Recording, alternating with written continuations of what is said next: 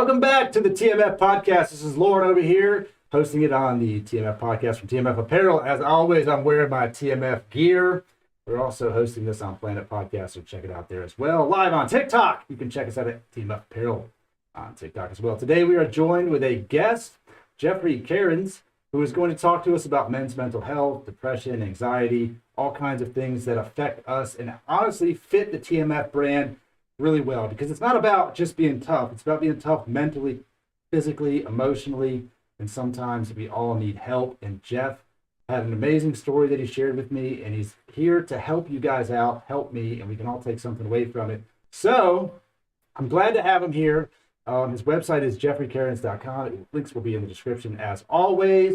And let's let him tell us a little bit about himself. Well, thank you for having me on, Lauren. I guess I should start with the header you got on my website for online wellness groups. So I offer online wellness groups dealing with mental, emotional, and physical. Those are the three main focuses. So it's like mind, body, spirit type stuff without the religious dogmas and everything else. It's more learning about your emotions, what creates them, and basically how to heal them. No meds, no therapy, just emotional awareness. And then that's only one side of a three-sided coin, because then you got the physical part of it, from nutrition, exercise, like what we're putting into our body, what we're not putting into our body, that helps us stay like peaceful, loving, joyful. It keeps the brain in gamma waves. Also then on the other part, on kind of so physical, emotional, and spiritual. So now the spiritual part, again, is like more meditation, focus, bringing your awareness, cutting the chatter down in your mind, bringing the focus into your body, see what's ailing you, see what stories are connected or emotions are connected to it. So that's kind of what I offer right now. Now, who is Jeffrey Kerins? I'm not a doctor. I'm not a therapist. I do have my diploma in addictions work and social services that I got pretty much after I started presenting. Basically, I'm an entrepreneur who failed so many times that I had to figure out a way to heal the depression, the anxiety, and in some cases PTSD from my poor decision making, if you will. Right. So that's kind of in a nutshell, but through over a decade of research and umpteen self-help books, videos, seminars, I started to see a common thread in emotional healing, in depression, in anxiety. Now a lot of people, when I used to post, when I first started, I'd post in the comment section in the depression group saying, I have a cure for depression. The replies I get like 2 likes and about 10 replies of like, how dare you? How dare you? Don't you know that depression is biological and there's no, and I'm just like, I don't even know how to respond to that. So it was like, and to sit there, and I tried the first couple of years, I tried just sitting there, like spending hours of my energy just being like, how can I get through them? How can I get through them? And which really just left me burned out. So, but with all the common thread and the self-help books, and even if you go to therapy and everything else, let's say depression, anxiety, keep it to those simples. Like we can always work into addictions if you want later on. But for right now is that, so anybody who's been through emotional trauma, abuse, physical, sexual, you name it, there's a lot, like one event or reoccurring events can create multiple emotions. Okay. So like say when my father suddenly died, people are like, you must be sad. I'm like, wow, I wish I was just sad. It's like, I'm sad that he's gone. I'm angry that he's gone. I'm regretful that he's gone. Fearful that he's gone. Like, what am I going to do now? Everything else. All those emotions and intense ones just made pretty much my mind detach because I didn't know how to process it. We never got taught in school, what do you do with your feelings? What do you do when you're angry? What do you do when you're fearful? What do you do when you're sad? No one taught us. And especially for men, the stigma, rub some fucking dirt in it. You don't talk about it, just move along. And if it's life's that rough, then have a drink, have something to smoke, and you can see the cycle that continues. And the biggest problem is men and women and children, mostly everybody, wait for something external to happen to feel better. They wait like, oh, when I get a new job, I'll be happy. When I get a new partner, I'll be happy. When I get money, I'll be happy. And we're just making deals with ourselves. We're putting on externally. So that's like, you might as well just go to the casino and just start gambling, like straight up, because it is a crapshoot. You are waiting. And if you believe in the law of attraction or the law of vibration, that pain, that worry, that fear, all those negative emotions are actually keeping you further from what you want. So I had to, after reading so many books and listen, I never went to therapy because my story was so unique. Nobody's been through what I've been through. Now, it's not the most horrible thing. Like my village wasn't raided by a war general. I didn't see my family killed in front of me. Like there are people who've gone through that. I don't even have the empathy to process that, because what would that be? But my story, because sharing with you last night, my story, it's unique and I can't share it. It's not for public consumption. And the only reason for that one is just because other people are involved and it'll affect their healing. But because especially when you talk about emotions, people are like, what have you been through? I want to know what you've been through. And they won't listen to you until you actually do it. So they want to validate your story before they'll listen even further. Now, and fair enough, I'm going to throw you another roadblock. I can't share my story and I don't want to share my story, but I'll tell you this, it is just a story. And this stories created emotions like anger, sadness, regret, shame, guilt, you name it, and intensified. And like the old adage, I waited for time to heal it. And all that did was take all my problems from the conscious mind and put it into my subconscious, which Dr. Candace Pert has proven over and over that our subconscious is the body. So all of our memories, good or bad, is stored in here. Now in the subconscious, 95% of our day is subconscious. Like you ever drive home and you get in the driveway and you're like, shit, how did I get here?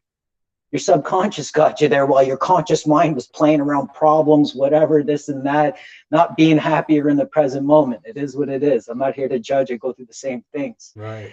But what I did learn was that, like, say depression or what you've been through in life, any type of trauma, the one thing you haven't done is you haven't accepted it. You have never told yourself, it's okay, I'm okay, it's going to be okay. Nor have you surrendered to the feelings. Yes, this does mean crying. But look at it this way. Babies cry, adults surrender. The mind has created so many powerful thoughts, feelings, chemicals in the body that it needs a powerful release. And it doesn't get more powerful than the tears. The other thing we haven't done with our past, we haven't forgiven it. We haven't forgiven the people who harmed us. Maybe it's a person, maybe it's God, maybe it's whoever. Or we haven't forgiven ourselves, which we care. If we don't forgive ourselves, there's guaranteed we're carrying around subconscious guilt and shame. Now, if you talk to anybody who's gone through rehab, the two major toxic emotions that a human can carry is guilt and shame. And everybody in recovery has been carrying so much of it that they needed to medicate to get away from it. Now, if you're carrying around too much subconscious guilt and shame, you'll have thoughts. It'll produce thoughts like, I'm not worthy, it's not worth it, I'll never find love, I'm not good enough.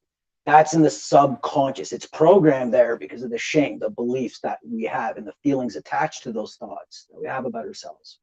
But when you surrender out of it, you just surrender to the feeling. Like most people, when I talk about it, they get real uncomfortable because it's about crying.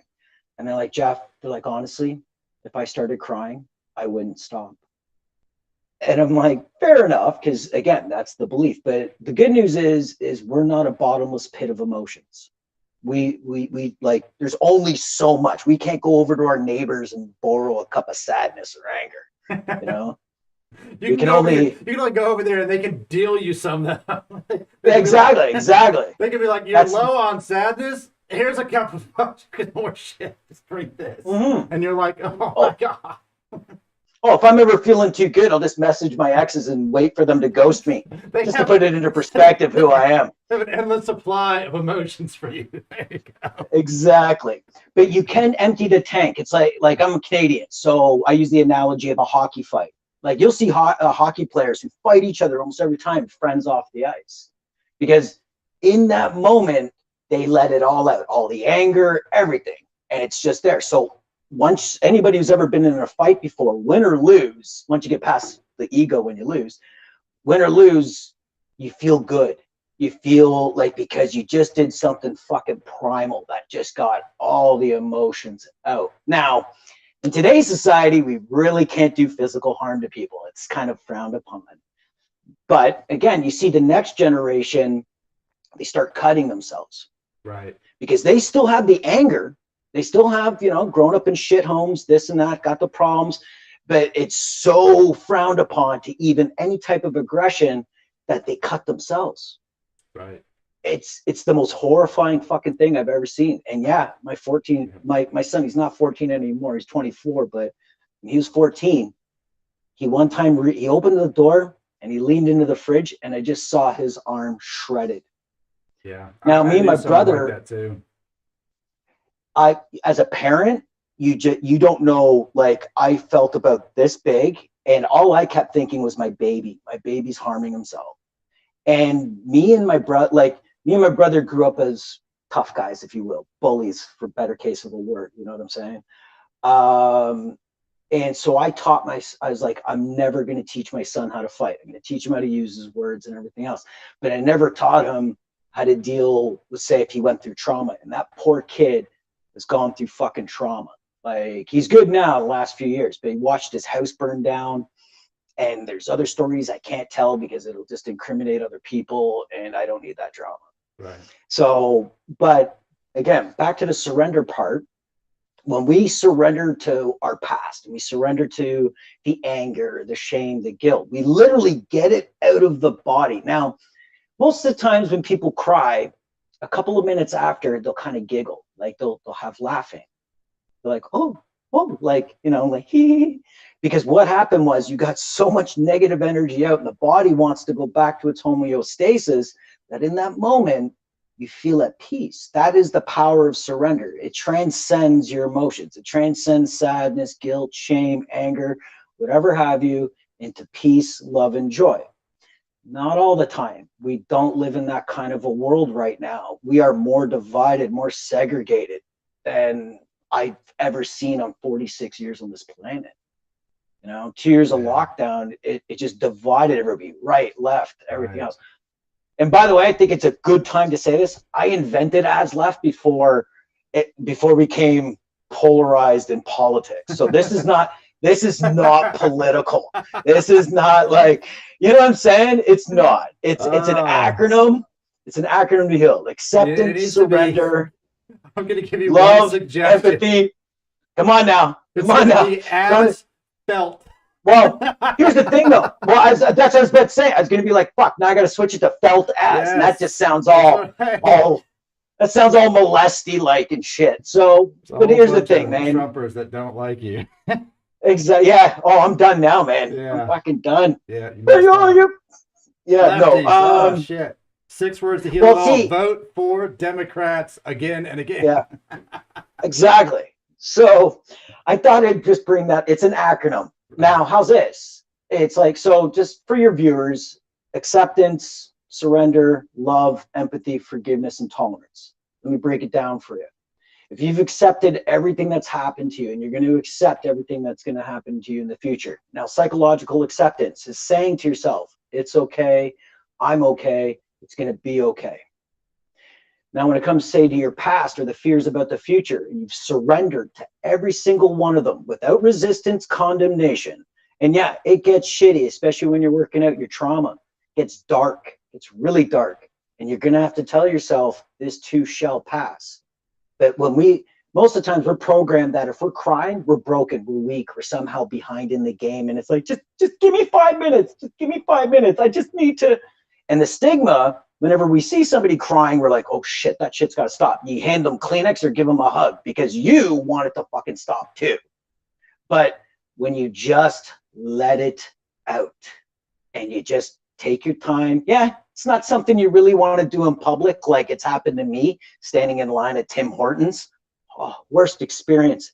Now, as you've accepted and you've surrendered to your past and you forgave it, most people haven't forgiven it. They've like they say, I'll forgive, but I don't forget. Right. Okay. That deal is being like, I'm going to forgive this in the moment right now, but I'm still going to hold on to pain. So anytime I need to trust you, or anytime it might come to vulnerability, I'll feel pain. I'll feel a block. I'll feel fear, anger, uncomfortability. So it's not, you never really forgave it. You just forgave it to maybe benefit you. So it's not really, when you unconditionally, now how's this, man? I had to learn this in my late 30s and 40s. But when you unconditionally forgive somebody for the offenses that they had done and the offenses that they're probably going to do to you in the future, you're okay with it. Now the journey sucks, but when you get to that place, there's just, no one triggers you, no one rattles you. You're not coming up with conspiracy theories in your head, the paranoia, the fear, it's all gone. Because again, you unconditionally forgave it. Now, forgiveness we look at as like a process. Like, we get taught that forgiveness can be withheld when we do something wrong, and forgiveness will be withheld until you apologize, until you recognize the ego's feelings, me, myself, and I. I'm going to sit there and have nasty chemicals produced in my body thinking about you. That's why I won't forgive you. It's the most insane thing I've ever heard in my life. Once you start realizing what forgiveness is, it's a tool.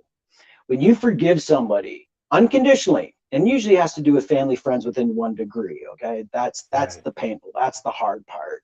But when you do, you are emotionally free. There's no trigger, there's no resentment, there's no paranoia.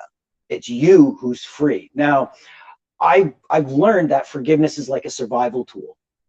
So like, it's innate in us to reproduce, to live as long as possible, whatever. And so like the body's like, well, I need food and water. But see, science can also prove now that our emotions have a serious effect on our physical health. You know, like people carrying around pain, just shutting down organs, this, that, and they're miraculously healing when they let go of the emotion that's attached to the ailment. Yeah. Well, I mean, it's tension too. I mean, emotion, your whole body is just tense, and your physicality changes immensely. And it's interesting to even think about that, because when we look at everything else in the world that's not human, we don't think that in the least bit about anything else that's alive, because they can't express it. They can't tell you how they feel. A dog can tell you how it feels. Dog's happy, wags its tail. Dog's sad, wags its tail. I mean, we don't think about the effects of it, but it is immense. When you are depressed and you feel like shit and you're carrying around guilt or sadness, your body just hurts, man. That's a fact. That's a very good point. Yeah, well, it's like when you brought up the point with animals. An eagle doesn't look at another eagle and says, what time is it? It's now. So they go through what they go through. They got to protect themselves. The fight or flight response kicks in, and then they just move on. It's like when you see two ducks fighting, they're like, bah, bah, bah, bah, bah, and then after they just shake, and then they're at peace again. It's going on. That's it. They just got the energy out, and they're like, fuck it. Like, so they don't even really forgive because they don't have an ego. Right. So fair enough. But yeah, so it's like when you've accepted your past, surrendered to the feelings, and you forgave the outer and forgave the inner, your own doing, like again, when I fucked up my life over and over trying to get out of the situation I was in, it was just compounding it, making it worse. And this all came to a point where it's like I didn't understand. I was like, okay, I can forgive, I can feel the pain, but I was like, okay, I'll forgive myself when I start making money again. I'll forgive myself when they forgive me. I'll forgive myself when, the ambiguous they, not the gender they. Yeah, I kept making deals on why I needed to suffer. And usually if we haven't forgiven ourselves, then we're carrying around guilt and shame, shit we don't like about ourselves. And we suppress that way back. Like, I keep it simple. It's like anger and fear is usually out there. Okay, but if it's guilt and shame, it's inwards. It's your beliefs, what you caused to you. And that like dark depression, I call it. Like there's varying degrees of depression. Like I don't want to get out of bed today, but I've had depression episodes where I was outside in the backyard and there's a bright sun and I wanted to kill myself. The person I phoned was my son, because it was that, like I was at that point. And he's gone through rough times in high school and whatever. We always made a deal with each other. If it ever gets too dark, the last call we make is to each other. Yeah. He wasn't having it. He tripped out on me. But yeah, anyways, it was like, but again, in that moment, just even him being angry with me, I know that he was scared.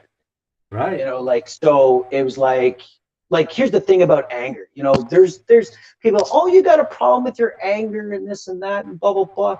Anger is actually a gift. Just look at Michael Jordan. He had to like make himself angry. When you're angry physically, you are smarter, your senses are all heightened, you're stronger. So even Michael Jordan was like, yeah, I need to like even make up shit to make myself angry to get in the game. Now, as soon as we or insult somebody, put them down, that's aggression. Now that's the problem. Anger is a gift. Anger is actually a secondary emotion from what I learned. It's the primary emotion you need to feel first is fear. You can't be angry, then fearful. Now, this is stuff that I teach in my courses and workshops and everything else. So, and I wanted to do a presentation which shows everything. But see, we have different levels of emotion. Say love and oneness is up here, and then down at the bottom of the scale, you got guilt, shame, envy, anger, and most of us live in the level of desire. Like nothing's ever enough. Okay. Like our life view is unsatisfying, our God view resentful, and we calibrate lower on the scale. This is the information I got from Dr. David Hawkins, Letting Go, The Pathway of Surrender. Excellent book, especially for men, because it's just like when you're just dull to your emotions, he starts a good roadmap. My group is better because I condense all that plus everything else. But if you need something, Letting Go, The Pathway of Surrender by Dr. David Hawkins, H. Hawkins. And he's actually a PhD and MD. It's pretty cool. So my ADD kicked in. What was the point I was trying to make?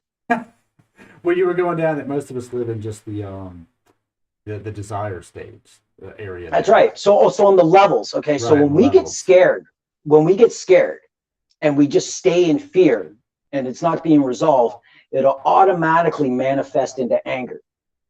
Now, because the only purpose that I have discovered for a human being to feel angry is to get you to the level of courage to do something about it. So, but again, we get trapped in the fear and everything else. Now, for the last 2 years, what has the government and the media done to us? Just fucking pumped us full of fear. Every article, fear-based, fear-based. Now, in the world I'm in, I can see it. Every writer, producer, reporter, they know when they create a story, they are either reinforcing an emotion or creating one. So never the happy ending at the end of the story saying it's going to be okay. They leave you hanging with fear, anger, guilt, separation. Oh, we're all in this together. Oh yeah. Right. Just I don't need. Liz, it took a year and a half to process it because I actually started to become bitter, and I'm in this world. I'm like, holy fuck, this is me. My bad habits were now starting to become addictions. We're still technically locked down here in Canada. Like we just became free in Ontario a week ago, 2 weeks ago. They lifted the maximum. Still got to wear a mask till next Monday because the virus is going home on Monday. Like fucking, it's just like it was like. So again, when you see the way people talk to you, and here's another book too that I'll give your viewers. It's called The Art of Psychological Warfare. So when you speak to somebody and how you, here, let me get a little closer. Let me get a little closer. There you go. So it's a thin, easy read. It's like a devious how to make friends and influence people book. But when you look at all the tactics, and these tactics have been used over and over and over again, because again, what do you do with a population that's just pumped full of fear? I even said the first week when they locked us down and they still kept pumping us full of fear. And my mom's like, oh, have you seen the news? Oh, and I'm just like, all right, settle down. And I was like, but here's the thing. I go, if they keep pumping us full of fear, I go, you're going to watch a city burn, at least one. And then what happens? George Floyd, that was the cap. That was the trigger. Now, was it politically motivated? That's neither here nor there. It's the emotion of a people that are just being like, fuck this. Right. And instead of saying, like, in Canada, we had people dancing in bouncy castles. From what I heard, they burnt fucking Seattle to the ground.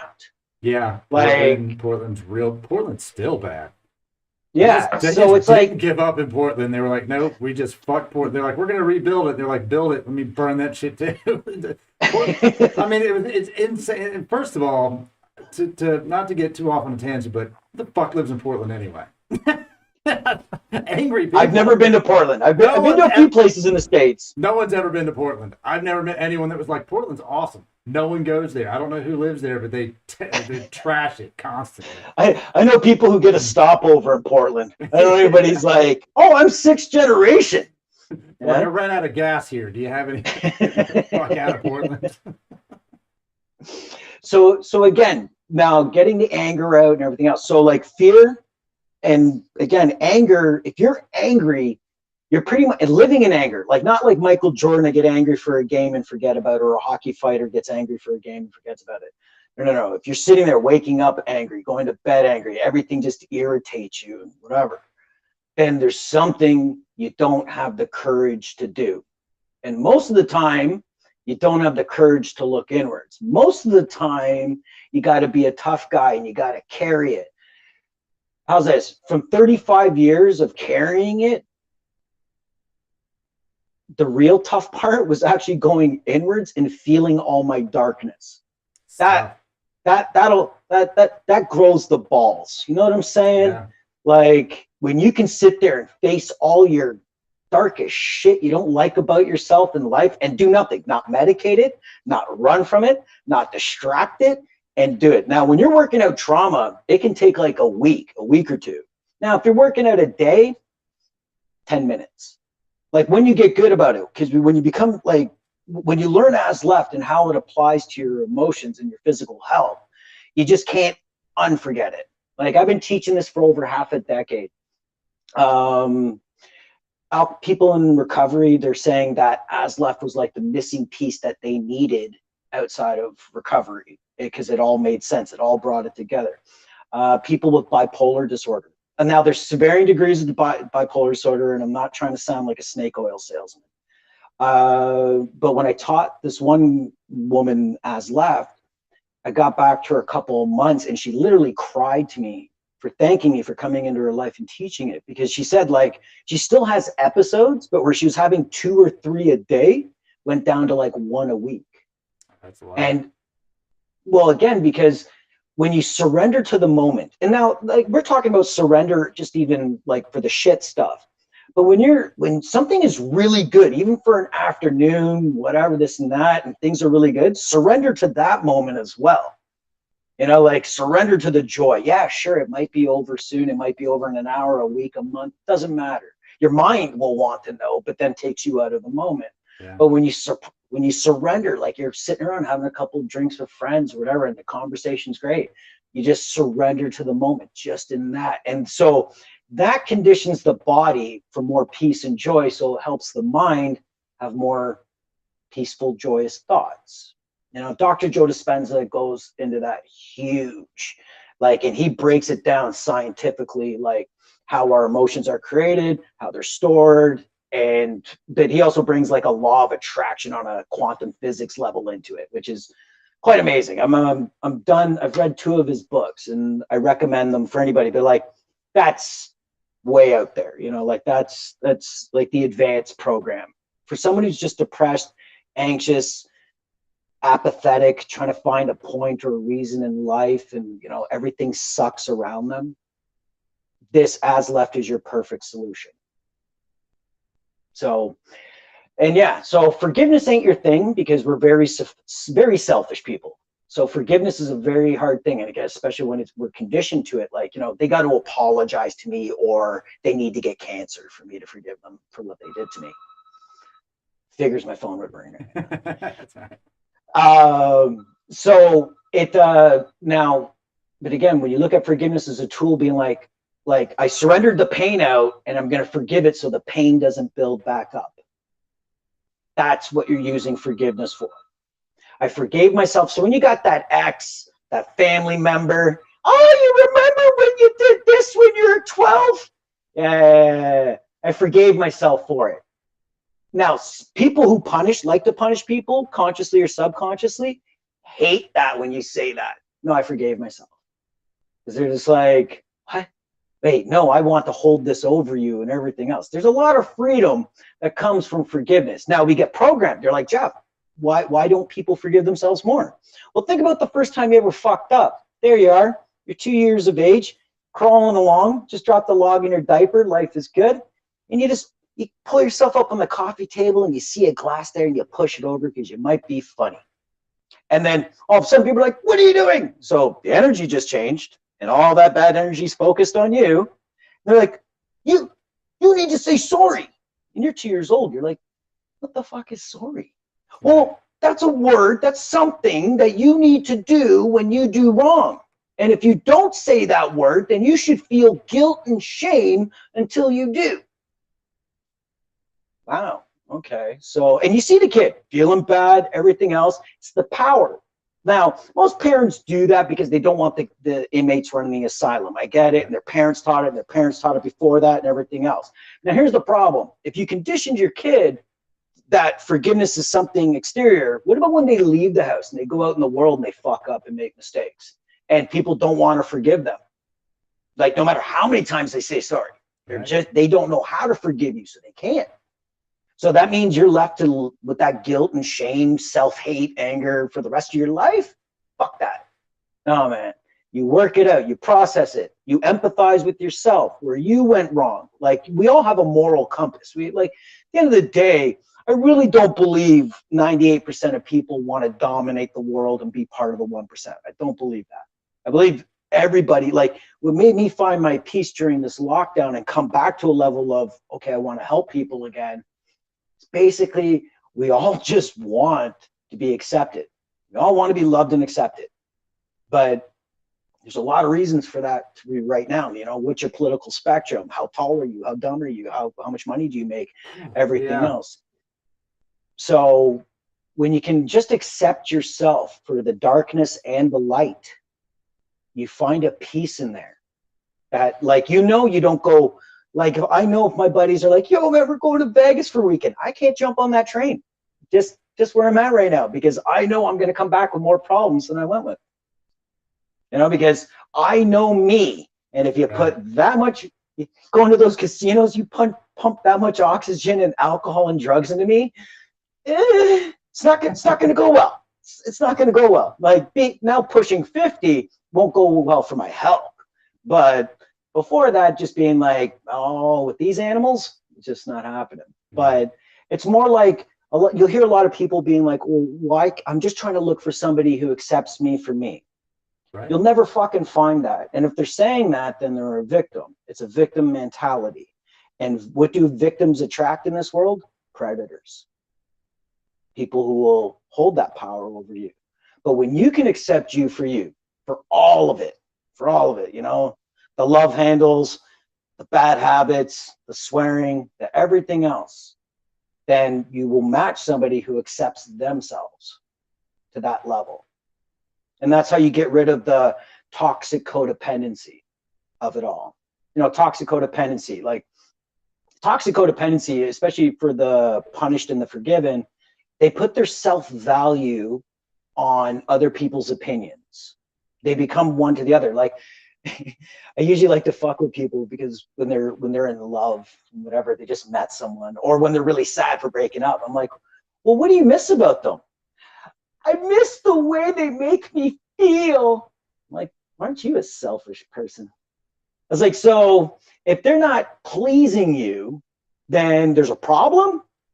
Like, shouldn't you be responsible for the way you feel? and they be responsible for the way they feel, so you're not dependent on each other. But to sit there and being like, this is the only reason why I want to be with them, and most of the times is when they're younger, especially when we're younger, they're a great lover. They know how to touch into those things and do that thing with that thing and whatever, and they make me feel so good. So becomes toxic codependence. Why are you putting up with so many fights? Because the sex is so good. It's like a drug. It's not love, it's a drug. The endorphins, the opioid receptors, it's a drug. That's all it is. When you truly connect, you feel this thing open, this energy open, and you just want to protect that person. You want to help that person with nothing in return. Then you're at true love, which I've only, and I'll be honest, I've only felt with one person. Yeah, it's tough to find that. It's tough to find that in somebody that has that kind of connection. I mean, we live in a society where everything is a give and take. It is or it's a expectation, an unsaid expectation. You know, and when I got divorced and I was on dating apps and I was looking to meet people, I just wanted to make friends. I don't want to try to sleep with people. I don't want it to be. I want zero expectations in my life because I just want to be okay with it. I don't want to go meet somebody and be like, oh my God, now what? This person thinks that I'm trying to do. Look, man, just live life easier. We don't need expectations, and just get to know somebody. And maybe you get along, and then you can progress from that. And maybe you don't, and then you don't have this. You know, but look, there's a lot of people out there that don't live that way, and they just let's get through the expectation first, and then see if everything else lines up. Or what are we going to give up? What are we going to sacrifice to be with this person? Like a month ago, I just ended a dating scene. Met a girl pretty much on my birthday in December, and things were really great. And I kept saying to her, I was like, 90 days. I was like, I will not make a decision on committing or non-committing for 90 days. I was like, I need to get to know you. I need to know how you are, not when times are good, but when times get a little bit difficult. Like, I need to know what your opinions are in life and whatever. Like, I'm an empath. I feel people. So it's like, I know when this and this ain't matching, because I just get this weird, it's the vibe, mixed signals. You know what I'm saying?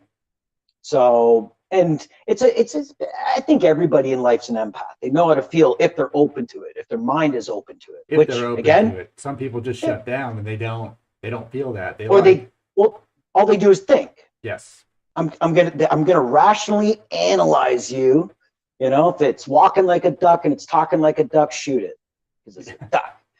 But when you feel and you feel people, and you know how to separate your own emotions from maybe theirs, then you can get a lot more insight to somebody. And, you know, being in my 40s, like on dating sites, okay, like I'm a healer, so I attract, you know, broken people. I attract people in pain, usually on a healing journey, not the ones that are like, screw the world, you know, like, right.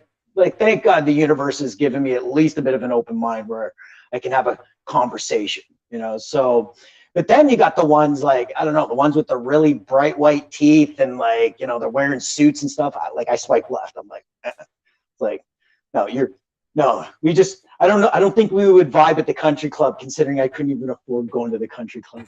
I don't know. So, you know, and, but yeah, see, when I was younger, I wanted money and I wanted recognition. Yeah, that's what we're taught to get. That's right. Now, as I failed over and over again, I finally realized that I just want peace. I just want to be happy with what I got. Like, I realized when I let go of what I don't have and be grateful for what I don't have, I open up the door for everything else. That is a common denominator amongst a lot of people in the motivational, inspirational, anti-depression space that you hear all the time. And the common denominator amongst them is they're all over 40. They all chased money. They chased success. They all gave up a large portion of their life unhappy to try to get there. Some of them, albeit, are successful people in the eyes of society. They've made a good living for themselves. They've got financial security, maybe even generational wealth. But they took them that long to realize that doesn't matter as much as you told me it did, because I am miserable. Some of them aren't miserable. You know, honestly, you got somebody like Joe Rogan who's got $100 million in the bank. Maybe 200 million. When he signed, 200 when he signed that contract. However much he has left, that's generational wealth. And he is happy doing what he does. But for a decade, he probably worked harder than most people will ever understand and gave up a lot. Just like Dwayne Johnson.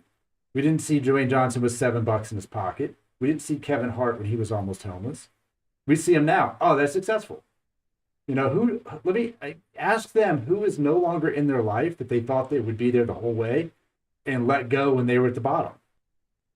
You know, and now they're happy. And I honestly think they still work way too much. But if they're happy, then fine. And Gary Vaynerchuk speaks it a lot. Like, I know people who are millionaires that get in their Ferrari and they're miserable. And I know people who drive the Nissan Altima to their day job and they're the happiest people on the planet. Yeah, no, it's funny. This many years ago, this one in my 20s, I was dating this one girl. She asked me out and whatever, and I asked her after, and I was like, we're out having drinks, and she's flirting, whatever. And I'm like, it's like, why'd you ask me out? And she's like, because you drive a shit car. I was like, that's a first. And she's like, guys who drive shit cars are really good in bed. I was like, that's funny. I was like, I was kind of like. And I thought, and she's like, think about it. And I'm like, okay. You know, like, I don't have. I'm like thinking about, like, you banged everybody on the subway already, didn't you? Yeah, got it. What's a level up? No car. Yeah. That's next level sex. I stand right at the bus stop and just take numbers. You know?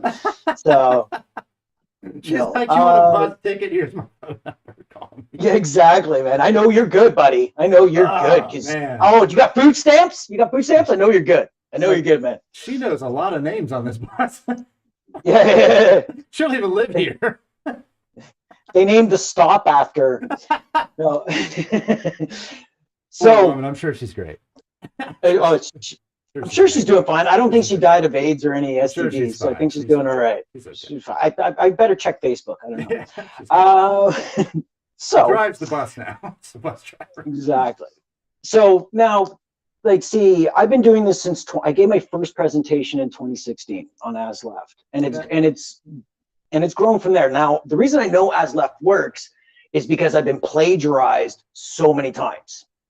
Like, I went through that adage of people coming in your health and they're like, oh yeah, we'll do this, we'll do that, and you know, they absorb all the energy from you, what your knowledge is, and then they just either run off or they maximize on it. One guy, I won't name names, but like, you're talking about the self-help space. It's a very petty, insecure space for people, so that I've noticed.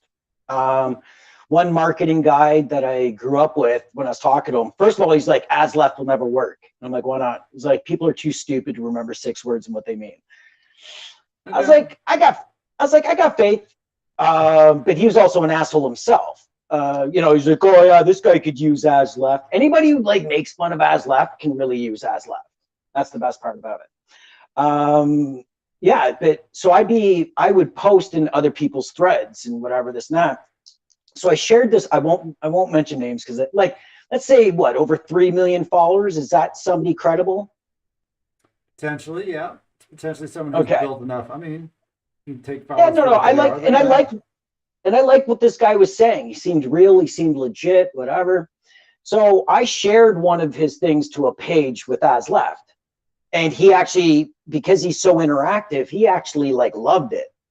But then, for the next fucking 3 to 4 weeks, all I'm seeing is shit on acceptance and surrender. The guy was just plagiarizing me and just coming up with videos and memes. I'm like, mother, like, really? Like, you couldn't just be like I'm struggling here financially. You couldn't just be like, hey, check out this guy's message. Let's see what he's about. At least being like, hey, let me bring you on. Let me ask you a few questions. Let me see if it passes the smell test. Nope, just totally plagiarize it. Went through every single one except tolerance. Now, which brings me to the T of as left, tolerance. If you find yourself going through the day and you're having trouble being tolerant, so you're irritable, this and that, it's pretty much your emotional state. Now, what's creating your emotional state? Your subconscious, your thoughts, and what you're putting into your body and not putting in your body. Nutrition, drugs, alcohol, caffeine. It all plays a part in your tolerance. So whenever I start to feel irritable, I go inwards. I'm like, okay, I'm not being tolerant right now. So, and I start to unpack. I'm like, well, maybe I shouldn't have had 3 coffees on an empty stomach.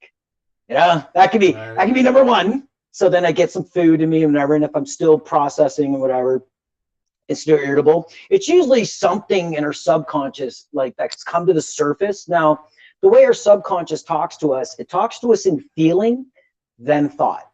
Our conscious mind, the 5%, will have thought to create feeling.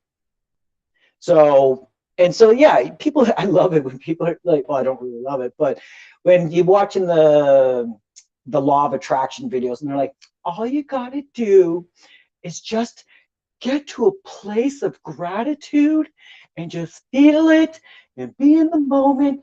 And I'm like, bitch, I'm trying not to kill myself right now. You want me to undo that? Like, what? So you want me to use my 5% of conscious thought to undo 95% of shit? This is what you want. I can't do this. I'm going to smoke a joint and jerk off. Maybe that'll make me feel better. All right. Like, now this was back in the dark days. This is not now. But it's like, and yeah, I do believe, because there was times in my life when I learned about it, like in 2008, 2009, like if I was going through a stressful time and I put myself into a state of gratitude and just it played out pretty good. Like I didn't win the lottery or get a Ferrari, but you know, charges dropped. No, I'm kidding. So it's like, to get into that state, you know, you'll know if you're not being tolerant, and I know that word gets shoved in our face, but just on an inward level, if you're just not feeling tolerant towards people, towards yourself, then you got shit that, like, go inwards, don't go outwards. Right. Like it's the wake up piece. It's the awareness. Like when I try to explain what I do is that, like, if you want to whoop somebody's ass, you're going to go learn mixed martial arts, or if you want to defend yourself. Now, if you want to learn how to beat depression, how to beat your anxiety, then you come to me. You're going to learn as left. You know, like, so it's an awareness piece. Like, you know, you got Khabib. He could be showing you the sweetest rear naked chokehold ever. But if you don't practice it, you don't apply it, and it's nothing. It's just a waste of 20 minutes. Yeah, that's true. I mean, there's things that you would see them, like someone who went to I did jiu-jitsu for over a year, and I would love to go back if I can muster up some money to afford it again. It's expensive, but I'll tell you this much: whatever you got on your day, or however bad your day was, or frustrated you are, you're gonna let that shit go when someone's trying to murder you, and you can't stop them. You are going to let it go, man, and you're going to be humbled beyond humble. And the people that are the most dangerous people on the planet have no interest in hurting you at all. That's right. They are content with themselves. They are content with their life. And if you are angry at them, they understand that anger is just being directed at them. It's not because of them. And they don't want to hurt you. And that's it. You know, it's you. A lot of people do take their aggression, their anger, their feelings, their emotion, and they lash out at people in their life. Or, you know, with the internet, they just lash out at random people. You know, they just troll people. And, you know, I was always a person that was like, well, words don't hurt. And to an extent, I still believe that words don't hurt. But it depends on who they come from, for sure. It's the source. That's the ego. Right. It depends on that. And, you know, even like if you watch Dave Chappelle's latest stand-up that he got so much hate for, sharing that story of his friend that committed suicide. And that story, I felt that, man. It's like, I don't ever want to feel that way. And people are so mean to one another because they just don't deal with their own shit. And how do you deal with it? They just throw it on somebody else. Well, yeah, they project it. They don't. Yeah. Well, and it's the same reason why people, like young kids, the boys get into a fight on Friday and Saturday night, because it's something to do and it gets the emotions out, because no one ever taught you how to get them out otherwise. No one ever taught you how to process them.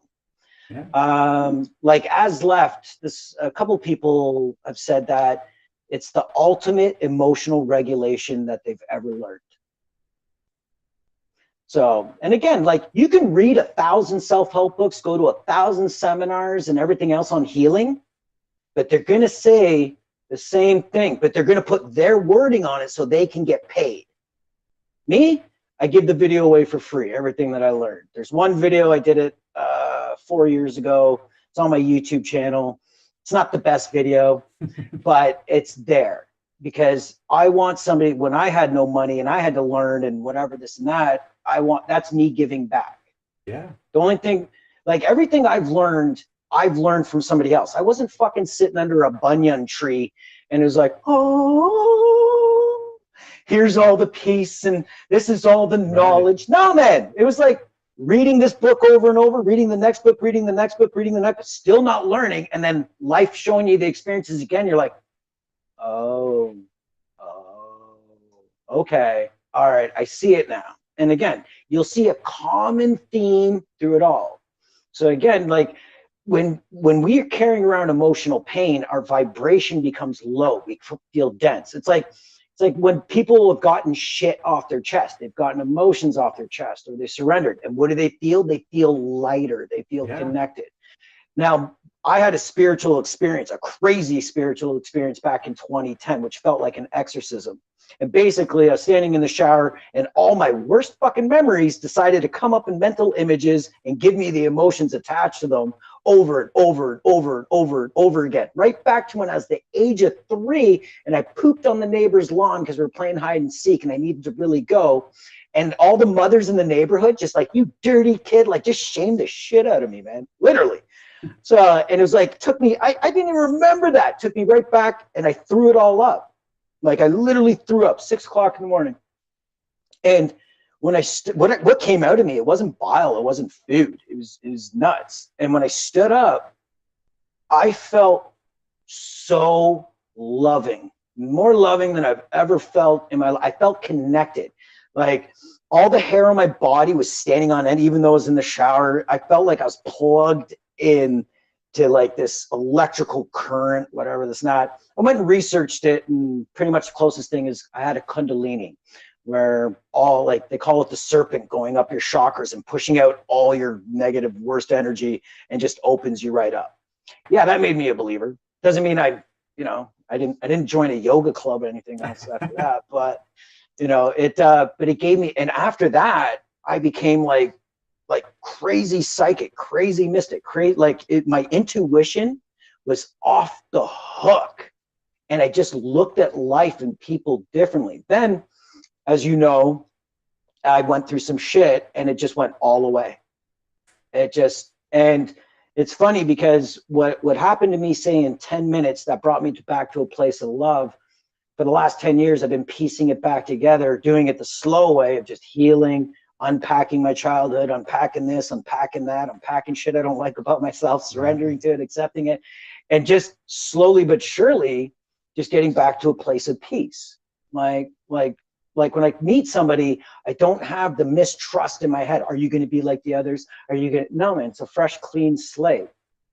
I've actually already accepted that whoever I date or get together with, they've already hurt me. But I'm not going to worry about it. I'm just going to enjoy the moment and go along for the ride, because human beings hurt each other, whether we like to or not. Yeah. So if I sit there and I'm just being like, what if you're like the last? Then I'm just robbing myself of that time in my space with that person.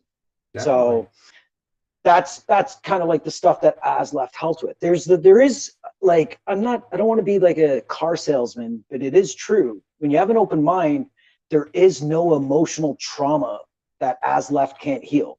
No grief, no sadness, no shame, no darkness, because this takes you inwards. And again, you can find it in other books. I'll even tell you the books. You got Letting Go, you got The Power of Now, you got everything Dr. Wayne Dyer's written, Wim Hof, Dr. Joe Dispenza. Like, now, again, what's taken me 10 years, I've condensed into a program, so that's kind of where I'm at right now, and that's why I'm back on the podcast circuit trying to get the word out and the message out. Right. And it is it's a lot to unpack for people that have listened through the hour of it. It's a lot there because it's not easy. For me, I understand, I'm open-minded. I understand the concept of some people biologically are lacking things in their body that help them process emotion or fear or anger or anxiety, etc. But I've never understood like the need to medicate it. But I get maybe there is a need because the pain's too much. Right. Maybe the pain's too much, and they just don't, even for, because kids, they're medicating kids at 10, 12. Yeah. Young kids that haven't really had the chance or been taught to do it. They don't know how to deal with it. And we don't teach children how to deal with emotion. You are right. We do not show them that. And that is something because, they don't need to see it, but they do need to see it. When I got divorced, I was going through that, and we were separated, and my now ex-wife was going for the weekend so that they could get used to her not being there. And I knew what the whole thing was really about. It wasn't about that. And, and I'm at the house, and it's like, this isn't my house anymore. I'm there with the kids, and, it's the holidays time, and I'm fighting everything. And I just had to, give them a hug, break down, and cry, and just tell them that I'm sorry that this is how it is, but you cannot hide that from them. And I was always the one they feel in the relationship. They do feel it. They know what's happening. They sense it. They may not know what that emotion really is because no one's taught them. It's just not right. They have very simple terms, good or bad. Yeah, it's bad. Dad doesn't feel good, and so you're like, well, I want to share this with you so that it's okay. And if I'm not doing well, it's okay to tell me that. If you're not okay, don't be that rock hard person who's always fine. I'm fine. Everything's fine. And because you're not fine, you're upset, and you're sad, or you're depressed, and you've turned it into anger and threw it at the rest of the family. And that happens all the time. And so what do the doctors say? Oh, well, just medicate them. You just need some pills. Get the pills. Well, the pharmacology of it, it's like a family member of mine was with somebody for like almost half a decade, and it just ended quickly, just broke him. And he was like, well, I went to the doctor and I got some lorazepams and Lipisil. I don't know. I should know this, man. I got 90% in this. I should know this. But basically, you got a antidepressant medication. Right. And I told him, I was like, what you're going through, all the medication you're going to do is mask it and then fuck with your neurological wiring. And I was like, so 2 days later, he's waking up with tremors.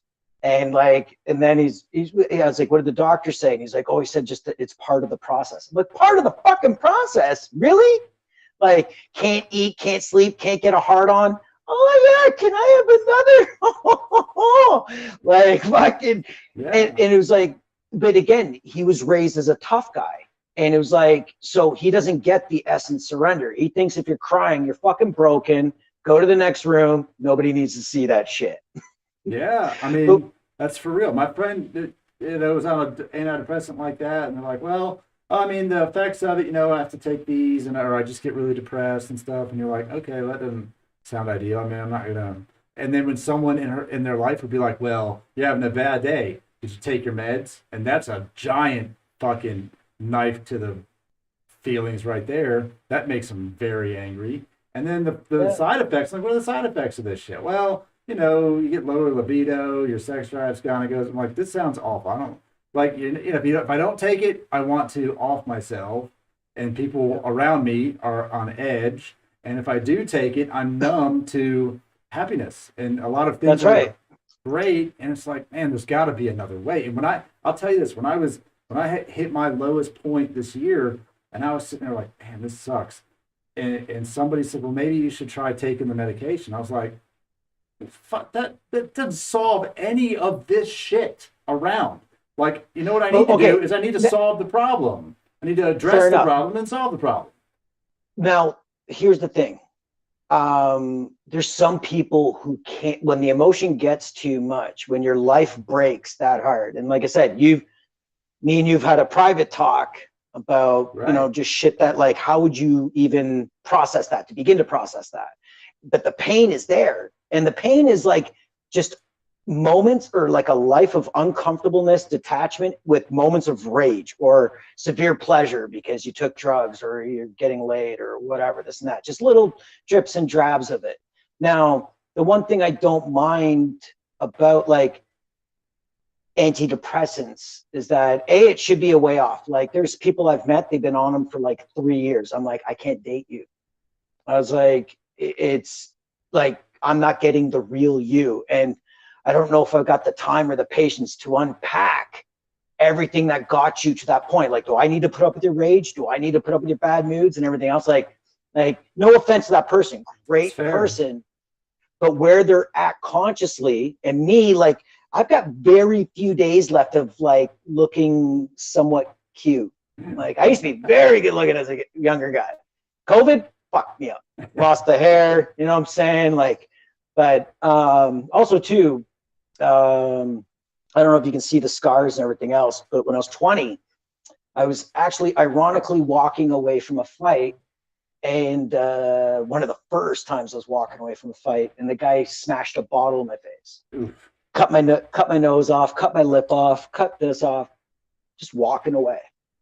You know, so like the amount, like, reflecting back, like if I saw the guy right now, I probably wouldn't care, you know. But for years, I was telling people lies, like, oh, we got him, smashed a whole bunch of bottles. Like, the rage inside of me. Right. Like, and again, I'm 20 years of age. I'm fresh off alcoholism in my family, divorce, and again, no one ever fucking taught me about what I'm going through, what's going on, nothing. My only outlet was like fighting.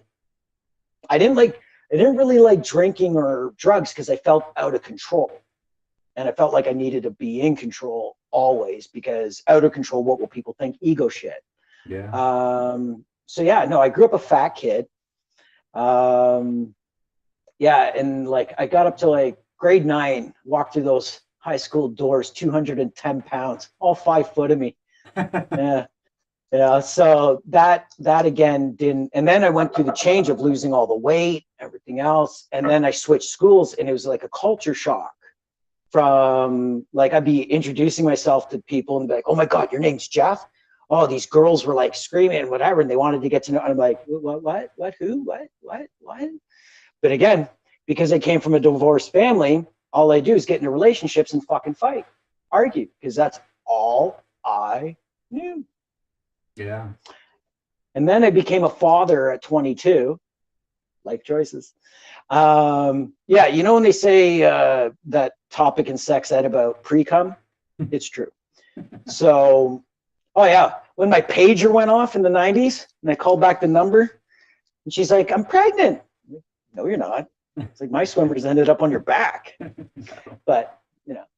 Anyways, you know, I figured I could make these kind of jokes on the TMF show. Yeah. I wouldn't be doing this if Deepak Chopra was interviewing me. All right? You know what I'm saying?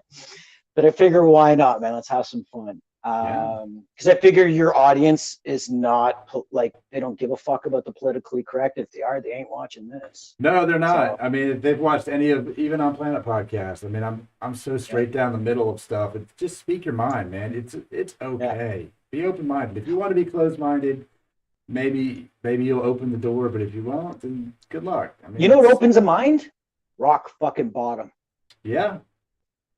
It either opens like the mind, some people, or it closes the life. That's the two choices you yeah, got. yeah. No, You got two choices. You open the door or you close the door completely. And a lot of people do check out, and that's unfortunate that they choose that path of just like, well, this is it, man. I'm done. I'm going to reset.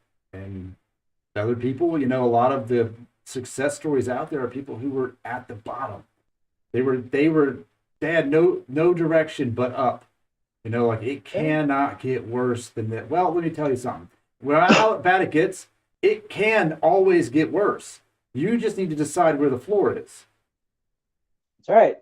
Well, I've hit rock bottom so many times in my life. I think I have CTE from concussions. That's very Now, good point. but But you know, to it's that like, point, but I'm saying, but I, whatever you, but here's the if thing. you can accept whatever your worst day is somebody else's like best case scenario. If you can No, accept that, oh, for sure.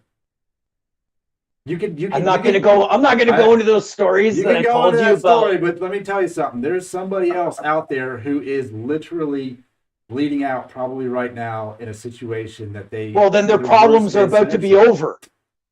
They could be. Or they might They're bleeding out. they might live through it and figure out a way. I'm just saying that I no get matter you. what I'm it giving is, you a there's hard time. I always, get you. yeah, there's always a way up. It's just we can't always see it. And Well, sometimes see, you just take yourself a little bit deeper before you find your own rock bottom. Everyone's is different. you know, and it's funny when people make the shift. You know what that shift usually comes after? A good cry, Yeah. surrender, Oh yeah. where they got the negativity they've been carrying out, and they get the shift. And even people who believe in God and Christianity and all that stuff, it's like, you know, I cried to God, and then I was sent a miracle. So if you believe in the law of attraction and quantum physics, you know, light or attract, whatever, this and that, then, you know, remove the God element and say that's the universe, whatever.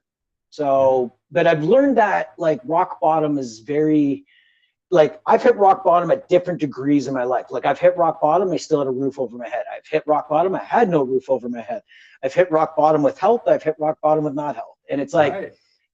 and it's like, I realized somebody's rock bottom is when they decide that they're willing to do whatever it takes to change the way they feel. Right. That's kind of what I was trying to say, I guess. It's like you decide where that is in your life. Nobody else decides. And for somebody that could be, I lost my job and I can't pay my rent 1 month, but I have to take it out of my savings. That's rock bottom. For somebody else, it's, I've lost my wife, my kids, my house, my car, and I'm sleeping outside under a bridge, rock bottom. Yeah. And for somebody else, they're facing life in prison, rock bottom. You know, I got no advice for that. You decide where that level is and at what point you're going to stop going down, look at your life and go, we're going up. We're going to take some of this stuff out of our way that we can control, and we're going to go up from here on out. That is the only way. No one can tell you, oh man, you hit rock bottom. No one can tell you that but you. No, fair enough. Now I promise you this on like, because there's thinking levels and there's feeling levels, and everything you just described, making that decision, everything else, that's all thinking. But I promise you this: if you can ride out the shit inside of you that caused the pain in the first place, and just surrender it with nothing changed, but just surrendering to those emotions and letting them all out and not let them build back up, right, your life will change for the better almost immediately. So, because at the end of the day, when it's time, when our life flashes before our eyes, what's going to be more important, the way we thought about life or the way we felt about life? The way you lived it. Well, again, everyone always wants to say both. Yeah, both, but no, it's like, it's how you felt about life is what makes worth it or not worth it. Right, and you know that I can't remember who I listened to that was talking about that they spent a lot of time with people on their deathbed, or you know, and they spent a lot of time. He's from Ottawa. You know, on London Real. He's professional hospice. I watched it, and he's like, he goes, death is not something, we walk with death every day, and death is a god. And it's like, and today we say, no. I just know. Okay, I know that the common denominator was they all take regret with them. They all regretted not doing something in their life. And regret is one shitty ass emotion to feel, man. Yeah, you cannot do that. You cannot take. You know how you get out of regret? Acceptance. Yeah, you do. You accept you fucked up. You accept you didn't do something. You accept you said something wrong. You accept it. And it's okay. And it's okay. Yeah. It'll be okay. It'll be okay. Yeah. See, that's like when the Dr. Joe Dispenza and stuff says, like, when you're hurting, you have to think greater than you feel. To heal, you have to think greater than you feel.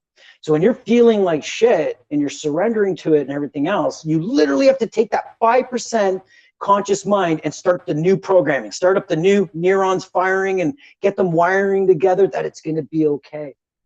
You know, like we're mostly just trained. Like every time we have a thought, it's an electrical pulse. Right. Okay. And electricity will always take the path of least resistance. So if we're so used to negative thinking because we've been through trauma, breakups, this and that, we're wired for it. So we're actually it's so easy to be like, fuck Barbara. Like, you know what I'm saying? Like, it's so easy to be like, oh, this is going to suck.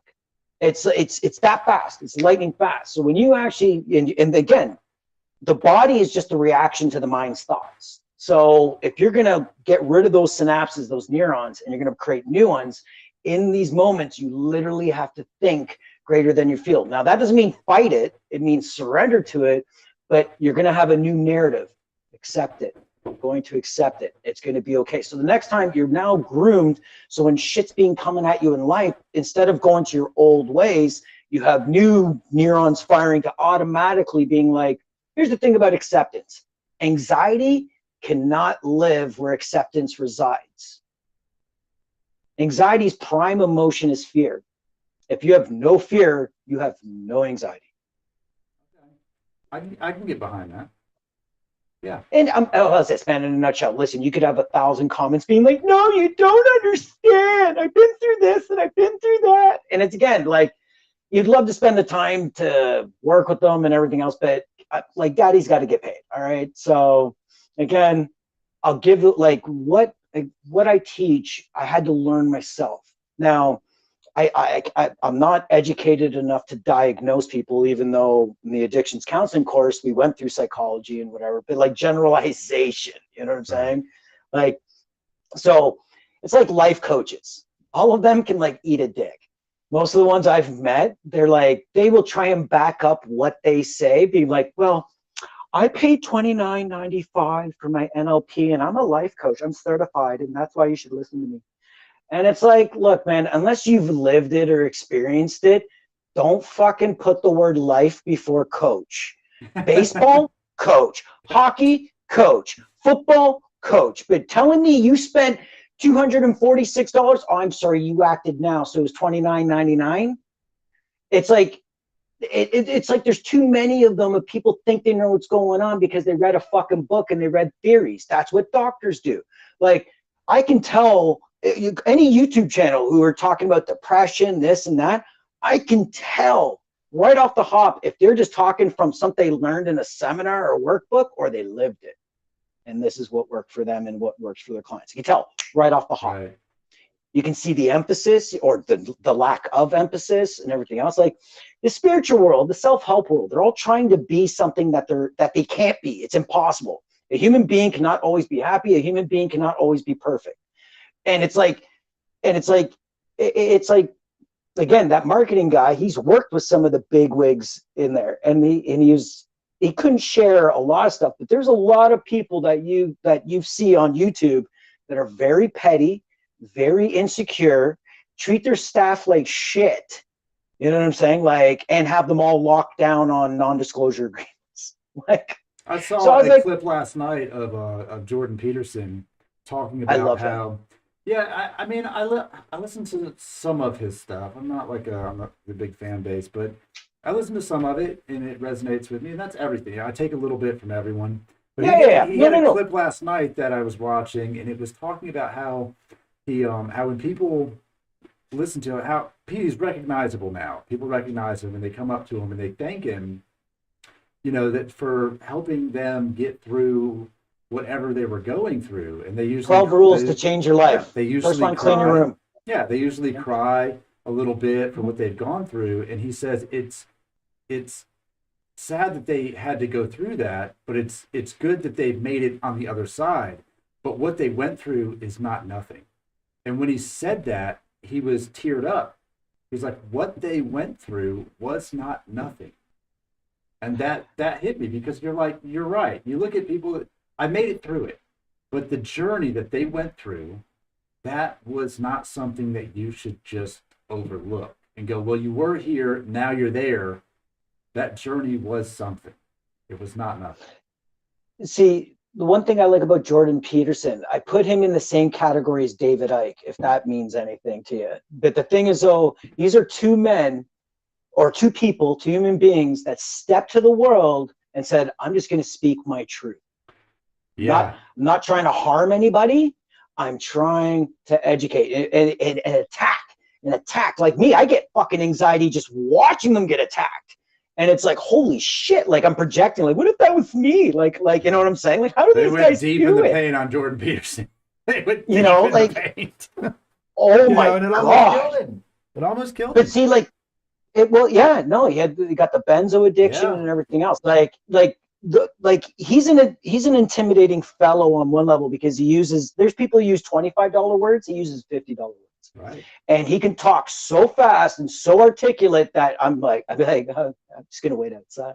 Yeah. But he's got a lot of things if I had a question I could ask Jordan Peterson, I'd be like, have you met a human being that you couldn't diagnose? Like couldn't put into a box? From, neuroticism to depressed to anxious to this type of archetype to this. Like, I'd like to know, like, if he's ever met like a being like, I don't know. I would assume the answer to that. I'm gonna even put that clip out there and tag him in it. I'm gonna say that the answer to that would be no, and I'm gonna say that because at our core, humans aren't that different, and so based on your behavioral, psychological behaviors that you do and your physical behaviors, that the boxes that he has, I think you can fit you generically into probably 8 to 10 boxes. And then go from there, because we're at the core of our being, we're just not that different. If that makes sense. No, you're absolutely right. We can always, I'm not going to talk that far out of my spectrum. Yeah. But see, the one thing with Peterson is like he talks about the 12 rules to change your life. I've listened to him when he talked about his battle with benzos, going on the carnivore diet because of his daughter and all these things. But the one thing I really haven't heard him talk about was emotions and the surrender and everything else. Right. And that's usually a big component piece for healing. And I can usually pick it out. Most dudes don't want to go online and be like, yeah, I bawled my eyes out for days. And it's like, and again, the one thing I like about him is he's real because he's like, well, I've battled depression. It runs in my family. I've battled it my whole life and this and that. And he's very matter of fact about it. Yes. You know what I'm saying? Like if I had him on a podcast, I'd be just trying to make him laugh the whole time and see what happens, but again, like he's Canadian, born in Alberta, did his thing in Toronto. And now it's cool because like he's absolutely right. When you go through the shit, just stay silent and it'll pass. Because like it's like CNN going after Joe Rogan. CNN only started going after Joe Rogan when the memes started popping up that he's getting 10 million listeners per upload and CNN's getting like 3 million per episode. And then the attack. And they're going back 10, 12 years, this and that. But because the guy's got such good character and treated people with respect, you had people coming to the forefront, except The Rock. The Rock fucking sold them out like as quick as fucking can. Yeah, but then they came after The Rock. Well, again, I'm for it. And they're like, wait a second, Rock. His did this, and he was like, my bad, I don't like Joe Rogan. Oh yeah, when he's doing his like, oh, I have to say it in Chinese. Ching chong wally wong, and it's just like but back in the 2000s and everything else, like times have changed. Things have changed. So I got empathy for The Rock, but I lost respect for him because he just caved. I see Joe Rogan's narrative now. What the fuck is his narrative? Like you're a dick. Like what he just wanted. Like he just wanted to use the N-word. Like fuck off, man. Like whatever. Up because I'm sitting here thinking like, dude, I've watched WWE through the Attitude Era. I was there. Yeah, same here. Stone Cold. All of that, right? You made fun of retarded people. You made fun of everybody. And I get it. It was just a character, and you sold it on TV. But you cannot come back and go, oh, by the way, I don't agree with that. We're going to be like, well, we happen to have a clip from 99 to 2004. It's about 17 hours of just you. Now, here's the thing, though. What a lot of people don't realize, especially in the 2000s, we had this phenomenon called the Chappelle Show. Oh, yeah. And what And what Dave Chappelle did for the masses is he took all of our jokes on either side, you know what I'm saying? Like, and it just made fun of everybody. And it was like, and you'd hear the N-word so much that you couldn't even repeat the skit without using it. Yeah. Like, but you're not trying to be like, like, you're just trying to be like, like, hey, this is what happened in the skit. So, and again, not knowing the power of the word and everything else. And yeah, it's not privilege, it's just ignorance being the times shifted, times changed. And even Chappelle had to walk away from it. You know what I'm saying? But again, we always thought, and like my black friends, my Asian friends, everything else, like, it was always like, if we did anything, it was always a joke to each other. There was never any malice behind it. But it was like, why are you guys making fun of the white guy more than I'm making fun of you? I don't get it. But again, friendship, whatever, but times have changed. Like, this is the first generation where, like, the old generation, sticks and stones may break my bones, but words will never hurt me. Now it's sticks and stones will still break your bones, but words will get you canceled or charged or ruin your life or anything. So words are now weaponized. Yes. Words are weaponized, and they can be taken out of context, put in a clickbait title, and you're fucked for a while. And how did that happen? You know how that happened? The internet. That's how it happened. Yeah. Pre-internet, words only got so far. Look, I'm going to yell it, and how many people hear me? Because if you can talk all the shit you want, no one's recording it. It's never going to be heard by anybody but there. It's not getting replayed. And then the internet happened, and then cell phones with cameras happened, and then YouTube happened, and Twitch and TikTok and Facebook, and now words are like, dude, don't you dare say anything. You better watch out. Well, here's the thing. That's what happens. Here's the absolute truth when it comes to words. Okay, fine. Words can hurt you, but if words hurt you, you're a fucking victim, and you will be a victim for the rest of your fucking life. And this is almost like a political agenda behind it, being like, well, you're all victims, and let the government take care of you, and we'll protect you, but you just got to do what we say. That's where I see this moving to. Maybe. I don't know if I completely agree with that, only because some people live their life just easy, and if you get enough hate on you, will take you down a bunch. It's your choice. At the end of the day, it's your choice to listen. Just like I say, I don't read the comments. Don't read the comments. Well, no, fair enough. It's a good thing that people coming together and getting rid of atrocities and helping that grow. Like, that's where woke is good, is being like, I'm done with the corruption. I'm done with the bullshit. You're not treating us like this anymore. You're not doing this. It's done. And that's what I like. But when you're using it, like, again, as an agenda, say, to cancel a guy like Joe Rogan, I got a problem with that. But here's the thing, that the more angry you can make a person, the easier it is to manipulate them. Yeah. You cannot manipulate somebody who's just zen. You can't manipulate somebody who's just content. It's hard. And I feel that because I go through life, mostly I don't really get mad. Getting angry never solves my problem. I'll get upset. Like, I'm emotional. I do have empathy for people. I have empathy for people in my life, especially. And I do get upset, and I do have feelings like that, but I don't get enraged. I don't get angry. I have no reason to yell at somebody ever. If someone wants to be angry at me, I'm just like, okay, good for you, cool, we'll move on. But I don't feel that. Like, I'm not going to be the bull in the arena. Like, you're not just going to rile me up and let me go, and I'm like, I'm throwing and breaking shit. I do not feel the need for that. No matter how angry I might get at something on the inside, I process it, and I'm just like, dude, if you want to yell at somebody, it's not going to solve your problem. If you want to yell at customer service, it's not going to solve your problem. If you want to yell at your wife, she's not going to be happier because you yelled at her. Getting angry and projecting it never solves the problem. Getting angry and, like you say, accepting the anger, man, usually you're just mad at yourself. There's nothing you can do. Someone in traffic can't do anything bad enough to me to make my day over. Right? Like, people get mad at traffic. It's an easy example. Road rage. What are you so mad about? Where are you going? What's the problem? Oh, you were already raging before you fucking turned on your car. Don't fucking lie. That was just a capper. Right. You were already there. Now you're like, this fucker just cut me off. You're like, are you going to get home at the same time? I don't know. Yeah. I mean, If you don't, what's going to happen? Like, Yeah. what's the big deal? Why are we in such a hurry? Now, I get it if someone blatantly just like, if someone rams into your car, you're like, fuck, that was highly unnecessary amount of aggression. Well, But at the same time, like, I got to a point where it's like, dude, what are we in a hurry? We're still going to get there. If we're a little late, cool. It's going to be okay. We don't need to be mad at that guy. I can't believe you let him over. I'm like, I don't know what that dude's going through. Maybe he just needs to be there more than I do. You know? We're going to be okay. It's like, see, with me, it's like again, I'm in this world of helping and healing. So like, why don't I have sunshine coming out my ass 247?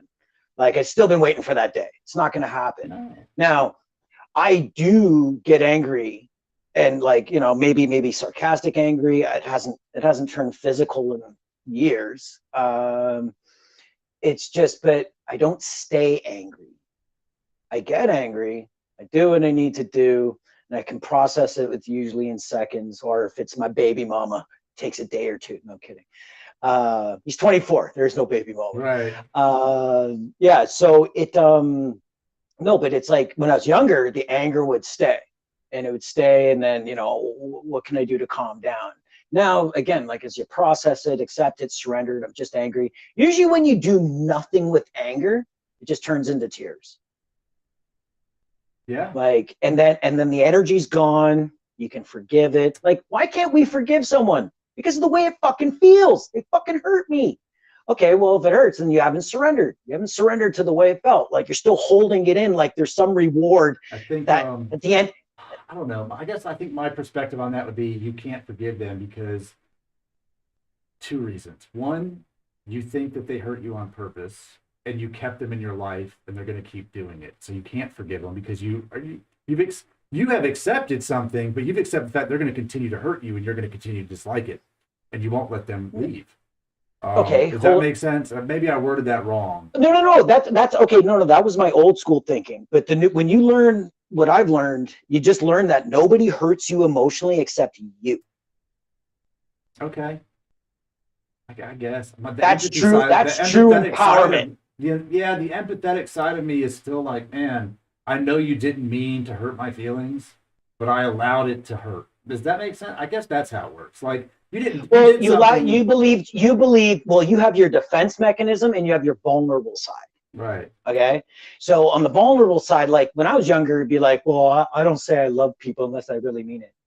Now I just say it like I spread that shit like it's free fucking candy. Here you go. I love you, man. Thank you so much. Like, doesn't mean I want you to come over and bang my wife. It just means I love you. It's great. Like, I'm glad you're alive. I love you on a human being level. So when you have expectations, when you step into a relationship and being like, you hurt me, well, that was your expectations. Now, I'm not saying your expectations are unreasonable or reasonable, but the bottom line is you got hurt. And you're putting it externally, except when it comes to your beliefs. Now, say you're born and raised that everybody, is going to hurt you, but forgive them now and whatever. Like we have deals, you know what I'm saying? We're raised with deals. Yeah. Like I show the working world this side, I show my personal life this side, and I show my lover this side. You know what I'm saying? Like, but if someone doesn't accept this side of me, then I feel hurt. Then that's called conditional love. If you're going to love someone on the condition that they need to care about you back, then it's not love. You're doing fucking business.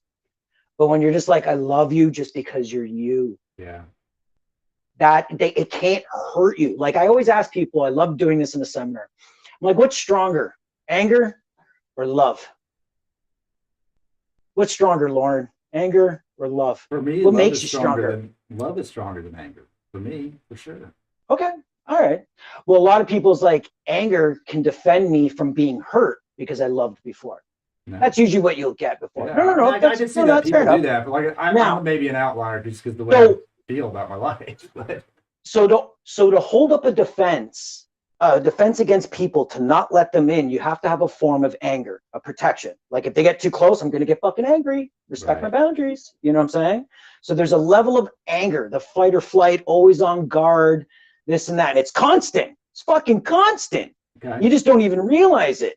So it's like anger is very strong because if you fuck with me, I'm angry. I will fuck you up. I will beat you like you owe me money. You know what I'm saying? Like you can get to that level, but it's like and you put conditions on it. Like, I won't get angry if you don't lie to me. I won't get angry if you don't cheat on me. I won't get angry if you don't Right. manipulate me. So we're putting all these conditions on the love. But if I just love you unconditionally, you come up and you slap me in the face because I love you unconditionally, I'd be like, wow, what kind of a bad day are you having to slap me in the face? I'm not thinking about me. Right. Thinking about you. Right. That now, like, but again, conditional love, unconditional love. Now, keep having conditional love because it is a fucked up world, but start to have unconditional love for yourself. When you go that way and you forgive yourself for all your expectations, all your mistakes, yada, yada, yada, it becomes it's like you're in kind of more of a loving vibe that when you get around people, you don't really put conditions on. You'll just be you. And you'll be like, hey, I really like you, or I don't fucking like you. Get the fuck away from me. Yeah. Like That's you the become thing that honest. we don't do enough. We don't do enough of that. People keep people around them that are not. That listen, there's some people in the world that don't need to be in your life. They are not That's good right. for you. And that doesn't mean they're bad people. Well, It just means they're but they're not good for great. you. Here's another thing for you. Fair enough, but there's some people we can't get rid of. Okay, we can both agree on that. So one, we're not accepting them for who they are, but I won't shove it down your throat. But yeah, it's like, oh, fuck, I had a really good thing too, and I lost it. God damn it. That happens. So yeah, no, with the conditional, get angry. No, it's gone. It's gone. Yeah, it Sorry, left. man. You got too riled up. Emotions dissolved it. Too much Tim Hortons, baby. Yeah. I feel So that yeah, though. I do. I get that. Like for me, it's like if people aren't adding value to your life, you probably don't need to spend that much time around them.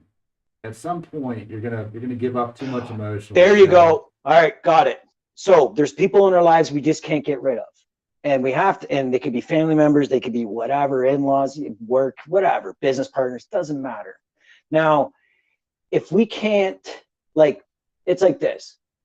When I had a victim mentality, a legit victim mentality of people trying to fuck me over, I carried a lot of pain, carried a lot of resentment, carried a lot of trust issues. Trust issues come from fear. Surrender to the fear, you don't care about the trust. You're kind of in a good place. Now, fuck, I forgot it again. It's not meant to happen. It's not, but it is. It's such a good thing. That's it. Here's the thing. When people are like, Jeff, how do I know when I've healed from something? And I'm better. I was like, when the villains in your story have become your teachers, you have healed. Okay, I can respect that. Because all the inner working, the amount of empathy you'd have to go through, even with that person that hurt you. Like, like a violator was violated before they became the violator.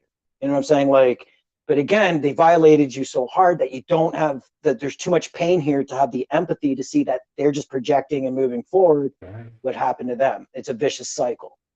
Yeah. Now, I've been there for sure. And I mean, you're right. That is, and dealing and seeing it in the moment is damn near impossible for people. And you're going to need somebody on the outside that you trust, that can point it out, that you respect their opinion and the words that come out of their mouth. And if you don't have that, it's going to just take longer for you to realize it.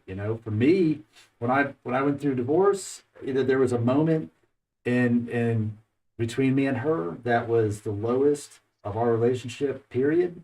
And she ripped me apart, and I took it, and I was upset, and I took probably 2 to 3 days. I don't remember if it was 2 days or 3 days, where I stayed in my room. I slept all day. I cried a lot. And she would come down and just poke bear. You need to get up and go to work. You need to stop doing this. You can't do that. And I told her this. I said, I'm going to get up. I will. And when I do, I will be relentless on never feeling like that again. But I'm going to do what I need to do.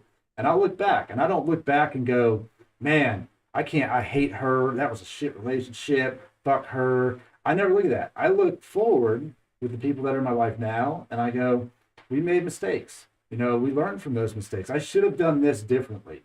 And so now I'm going to do it differently. I don't look back and go, I can't believe she ever did that to me. No, I look back and go, I understand why you did it.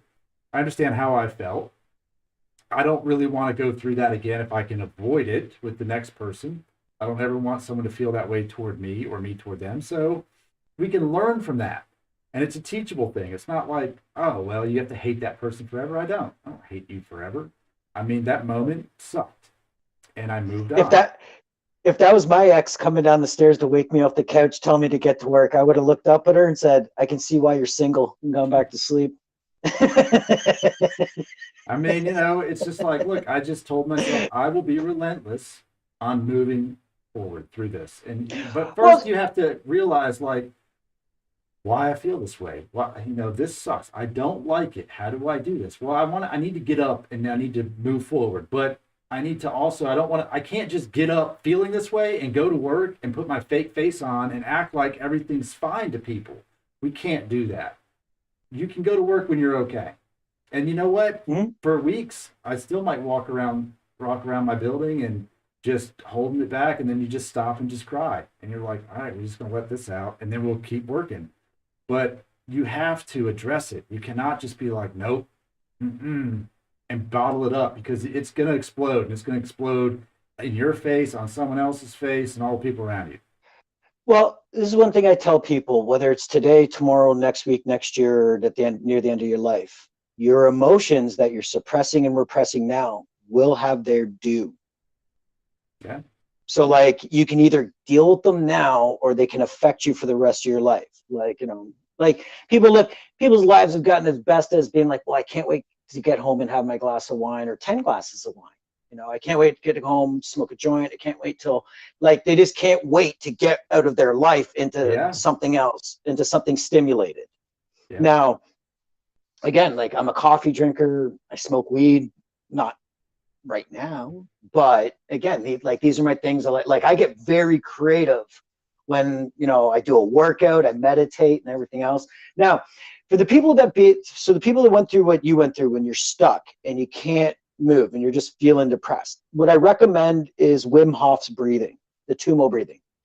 Anybody who knows, Google Wim Hof, the Iceman, and he teaches it for free. It's on YouTube all over the place. Yeah, man, the Tumo breathing.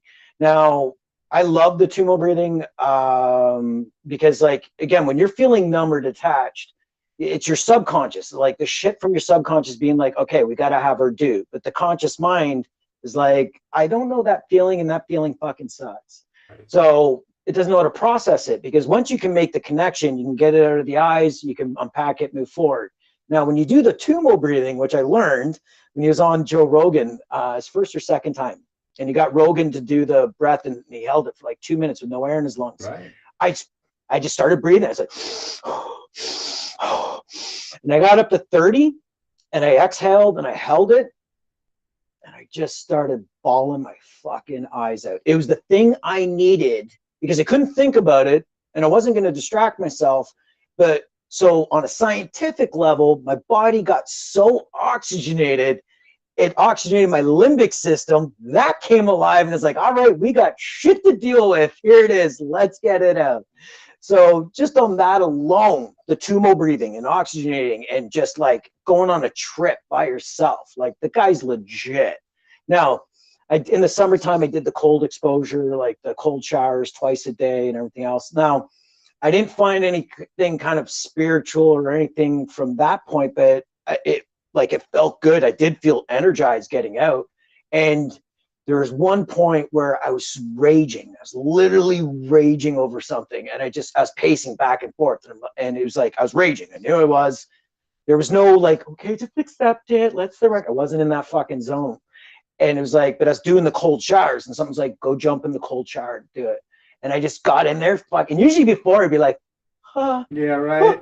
Okay, I'm in there. I just walked the fuck in, turned it on, and it was just like, and got it out. But the mind, you go into such confusion, because the body's like, we're angry, we're hot, this is fucking freezing, and now we're getting oxygenated. All I'm doing is focusing on breathing, and it's cold, and it just got it out.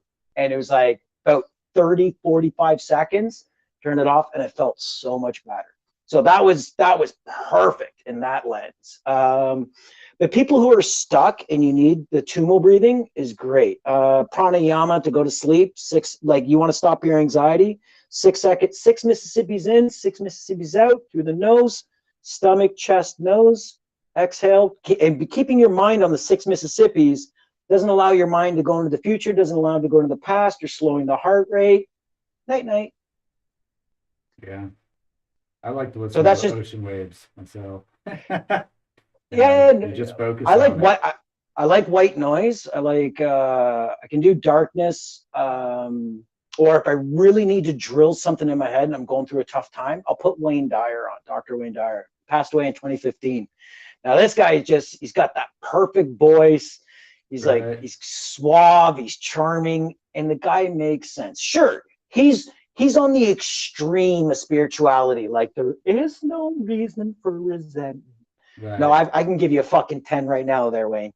But he is right. So, but again, just the calmingness, and he just calms the mind of being like, look, if you look at it like this and you flow it, and life is like water, and if you try and squeeze too hard, it comes through. But if you just like it, again, like, it always bring me back to like, okay, I need this going to sleep. Like if I fall asleep to like Marvel movies, I'm waking up thinking I'm fucking Spider-Man or Iron Man, pissed off at Thanos. That's funny. So I could do that. but I could fall asleep to a TV show or a movie, no problem.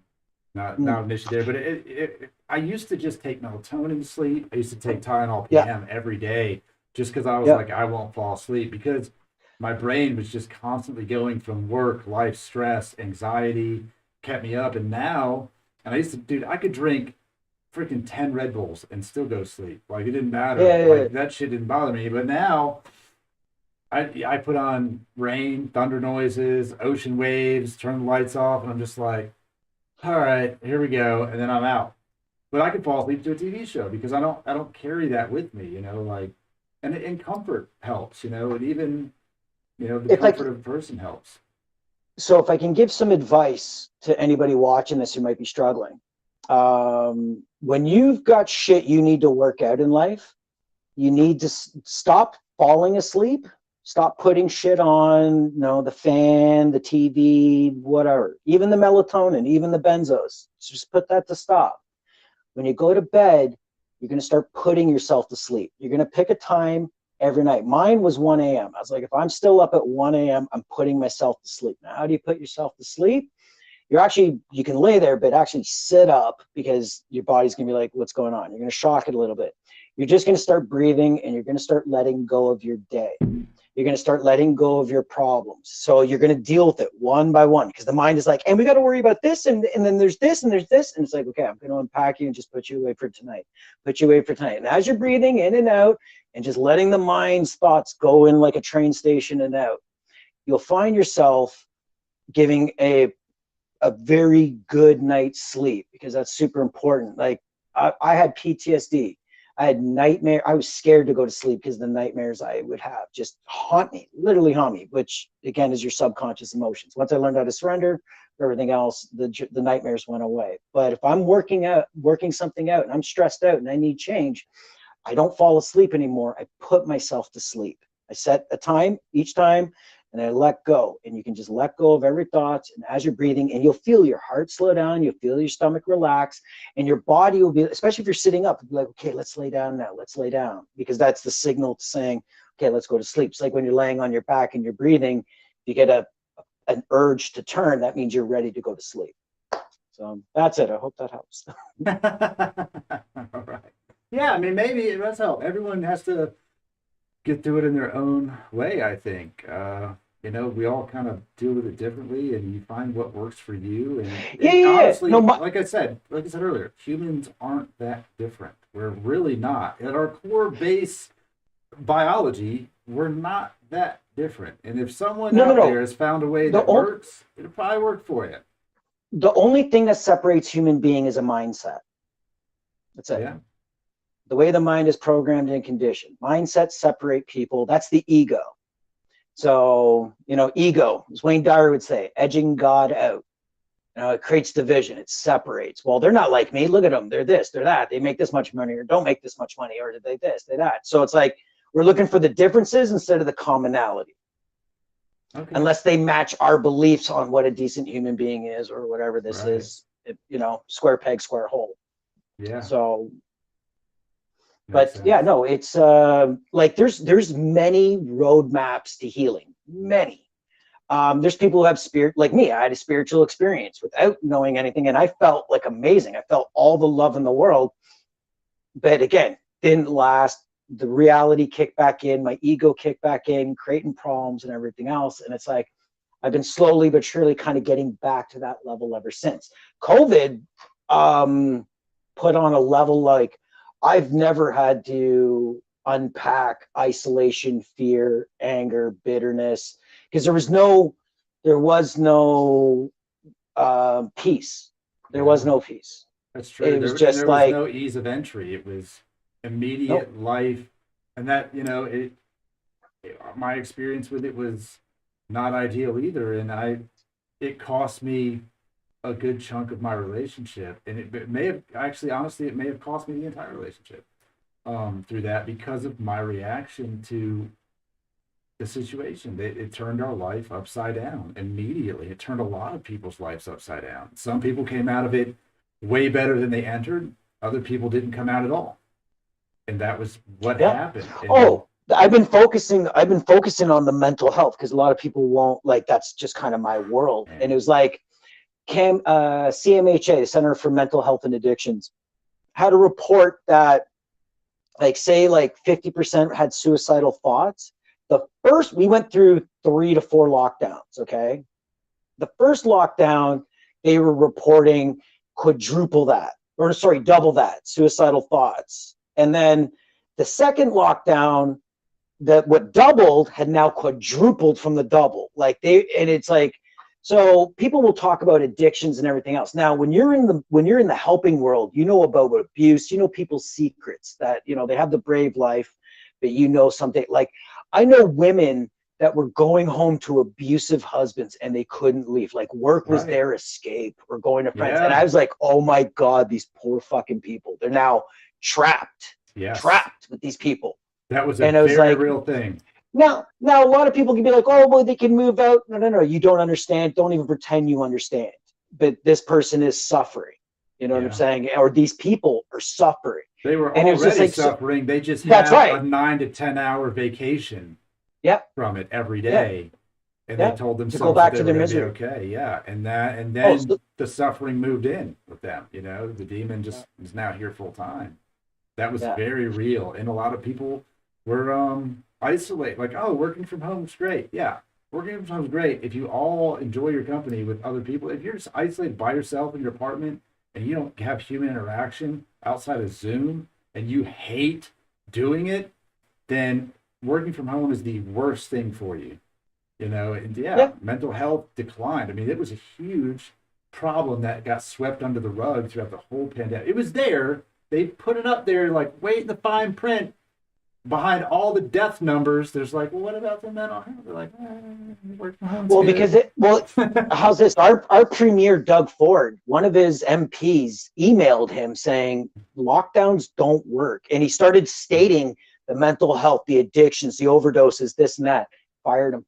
Yeah. Didn't have an open conversation. That happened here too. It was the narrative was not well received. The narrative was whatever Dr. Fauci put out there, and you go with it. Anything that went against it is immediately removed from YouTube. It's removed from social media. So that like free. The one thing 2020 taught me is free speech is dead. It's just not free.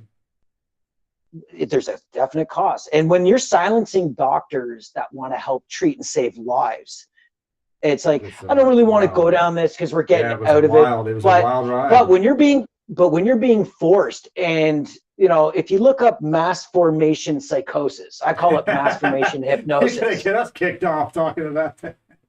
They removed Rogan with the quickness with that one. Well, no. Okay, yes, in the same conversation, but they were also talking about other, So but. Now, so what that did, it made me look at Matthias Desmond, the guy who came up with this theory. He's a professor. I don't think he's a professor anymore, because when I clicked on the link to the university, no page. So, but he's got a theory of mass formation psychosis, and he screwed up because he's using the word psychosis, which can be like used in so many definitions of disorders. It's really a hypnosis, and you need 4 things to make this happen. So to bring groupthink together, you need a sense of, forgive me now, because I only saw it once, and it resonated. It made sense because like rational people before this started turning irrational. Like it was like I'm like, what happened to asking questions? No, fuck that. We're in this together. And it's like, what the fuck's going on? Who are you? So it was like it was always puzzling to me what's going on. Like I don't get it. So for groupthink to happen, you need 4 symptoms. You need a lack of sense of purpose, which people like, what is it? 63% of Americans think their job is horseshit. You need a lack of social connection, so isolation. Took care of that, no problem. Right. What is it? So, oh, you got to have free-floating anxiety, like you're anxious but you don't know why, and free-floating aggression. So you'd notice that, like, again, the groupthink came together. We're in this together. There's a war on COVID. So now and now you gotta, we're all coming together for a war. So it's like people who didn't have purpose now have purpose. Right. The free floating anxiety. Oh, that's what was causing my anxiety. Okay, okay. And anybody who disagrees with it, fucking attack them. And it's okay. You can take that aggression out on them because they're not part of the group, the group think. And I saw this play out for a year and a half. And then I researched Matthias Desmond. I'm like, oh my God, that makes sense. Like anybody in psychology, like propaganda, like and how information is delivered, where you cancel out free speech. Yeah. It's like anybody with a degree. I'm surprised you're not seeing more of it, but maybe again, people are scared. You know what is I wish there was more people in the world like him, but that could honestly help a lot of folks out in a mass way. There is a guy named Darren Brown. He's been on Rogan, I think, twice, but he is a mentalist. And he has a YouTube channel. He has a TV show. He's got a couple specials of things that the mentalism that he does is downright scary. How much he can impact someone's life just by talking to them and make them think that they can do things they can't do, or stop them from doing things that they should be able to do. Something very simple, like he would get on a train and say, do you mind if I ask you a question? Yes. And he would just do something to them so subtly and ask them what stop they're getting off at. And they cannot remember. I don't know. Well, where are you going? I don't remember. I don't know what stop I'm on. And it was amazing. Like he's literally he's interrupting. The way he put it is he's interrupting the flow. The brainwaves. Their brain, yeah, he's just a little bit, and they just go, I'm so confused. And just like that, they can remember. He can do something, and now they remember. And the thought of somebody being able to unlock on such a minor scale with one person is impressive. Now he ran a full scale episode. He did 2 that were really amazing on how he I wouldn't say mess with, but how he manipulated the mind.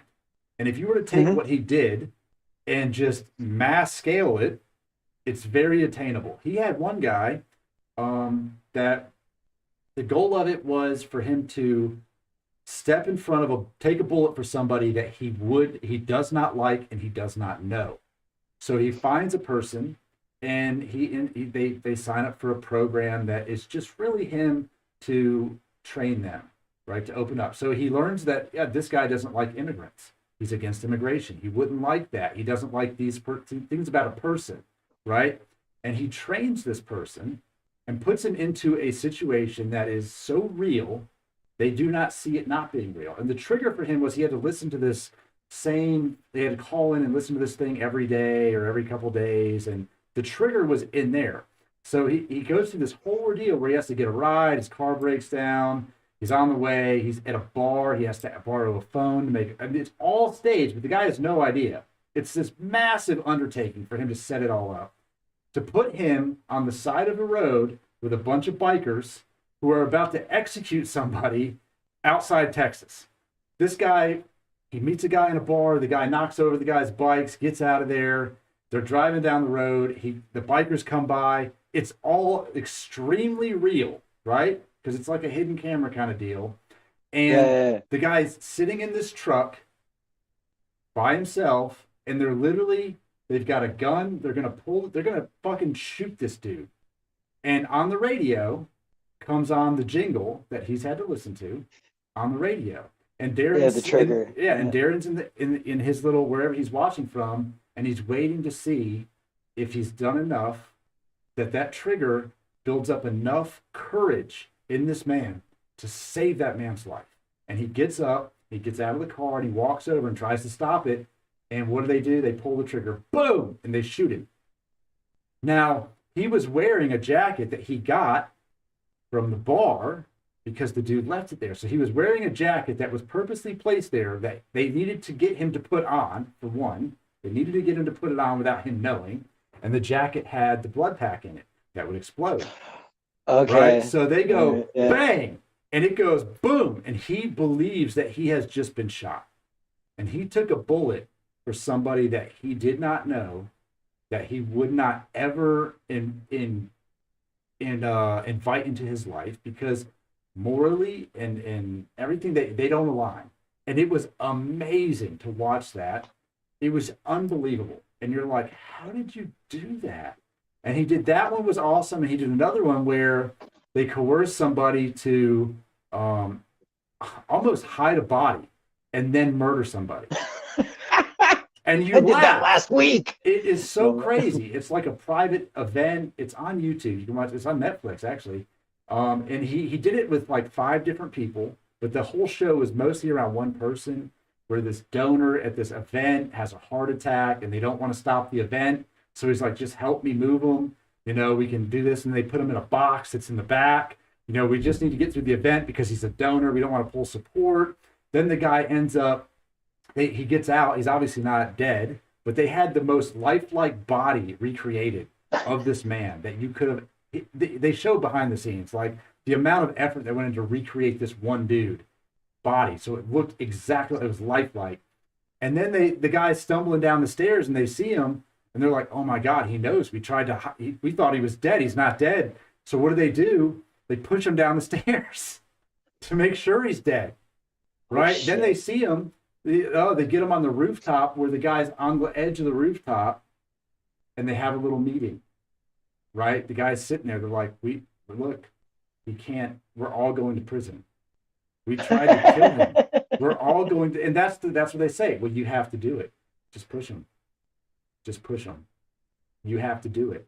And I think 3 out of 5 people pushed him off the building. Now they had like a little safety thing, but it was real to them. They couldn't see all of that on the building. But they went up and pushed him off the building. Thinking they were committing murder. Thinking they were murdering him to save themselves and to save everyone from going to jail. It was amazing, the psychological experiment that happened. I got a question for you, because you said, like, if I could do what Darren Brown did. Now, what would you do with Darren Brown's ability for humanity? You could help people, man. You could help people out of so many. You could help them let go of all of that they're holding on to. That stuff that they don't know how to do. You know what? We just need to. If you're so angry at the world, we can help you just let go. We can help you with that trigger. Let's get through that anger. If all it takes is a handshake to enter, like, think about this. You've got somebody who doesn't know how to deal with it at all, and you're trying to teach them L.E.F.T, and they are not receptive to it. How do we make them receptive to it? Someone like Darren Brown walks up, shakes your hand, boom. They're immediately, he has access. In a state. They're in a state where he can go. He does something to put him into, put the brainwaves into alpha. Theta and alpha. And he just goes, and then he could just go, you just need to accept this. We can start here. And they do that, and then you can take them out of it, and then they can move forward. That is a powerful thing that some people have the ability to do. It'd be amazing. Interesting. To do that to people in their life.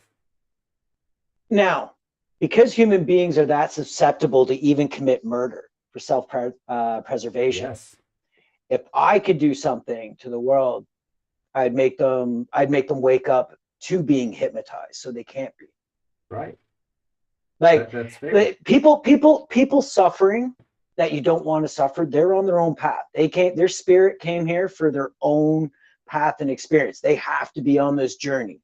They might be ready for you, they might not be. But what I've seen in the problem of the world, half the world, at least half the world, got hypnotized through fear, propaganda, psychological conditioning down the news feed.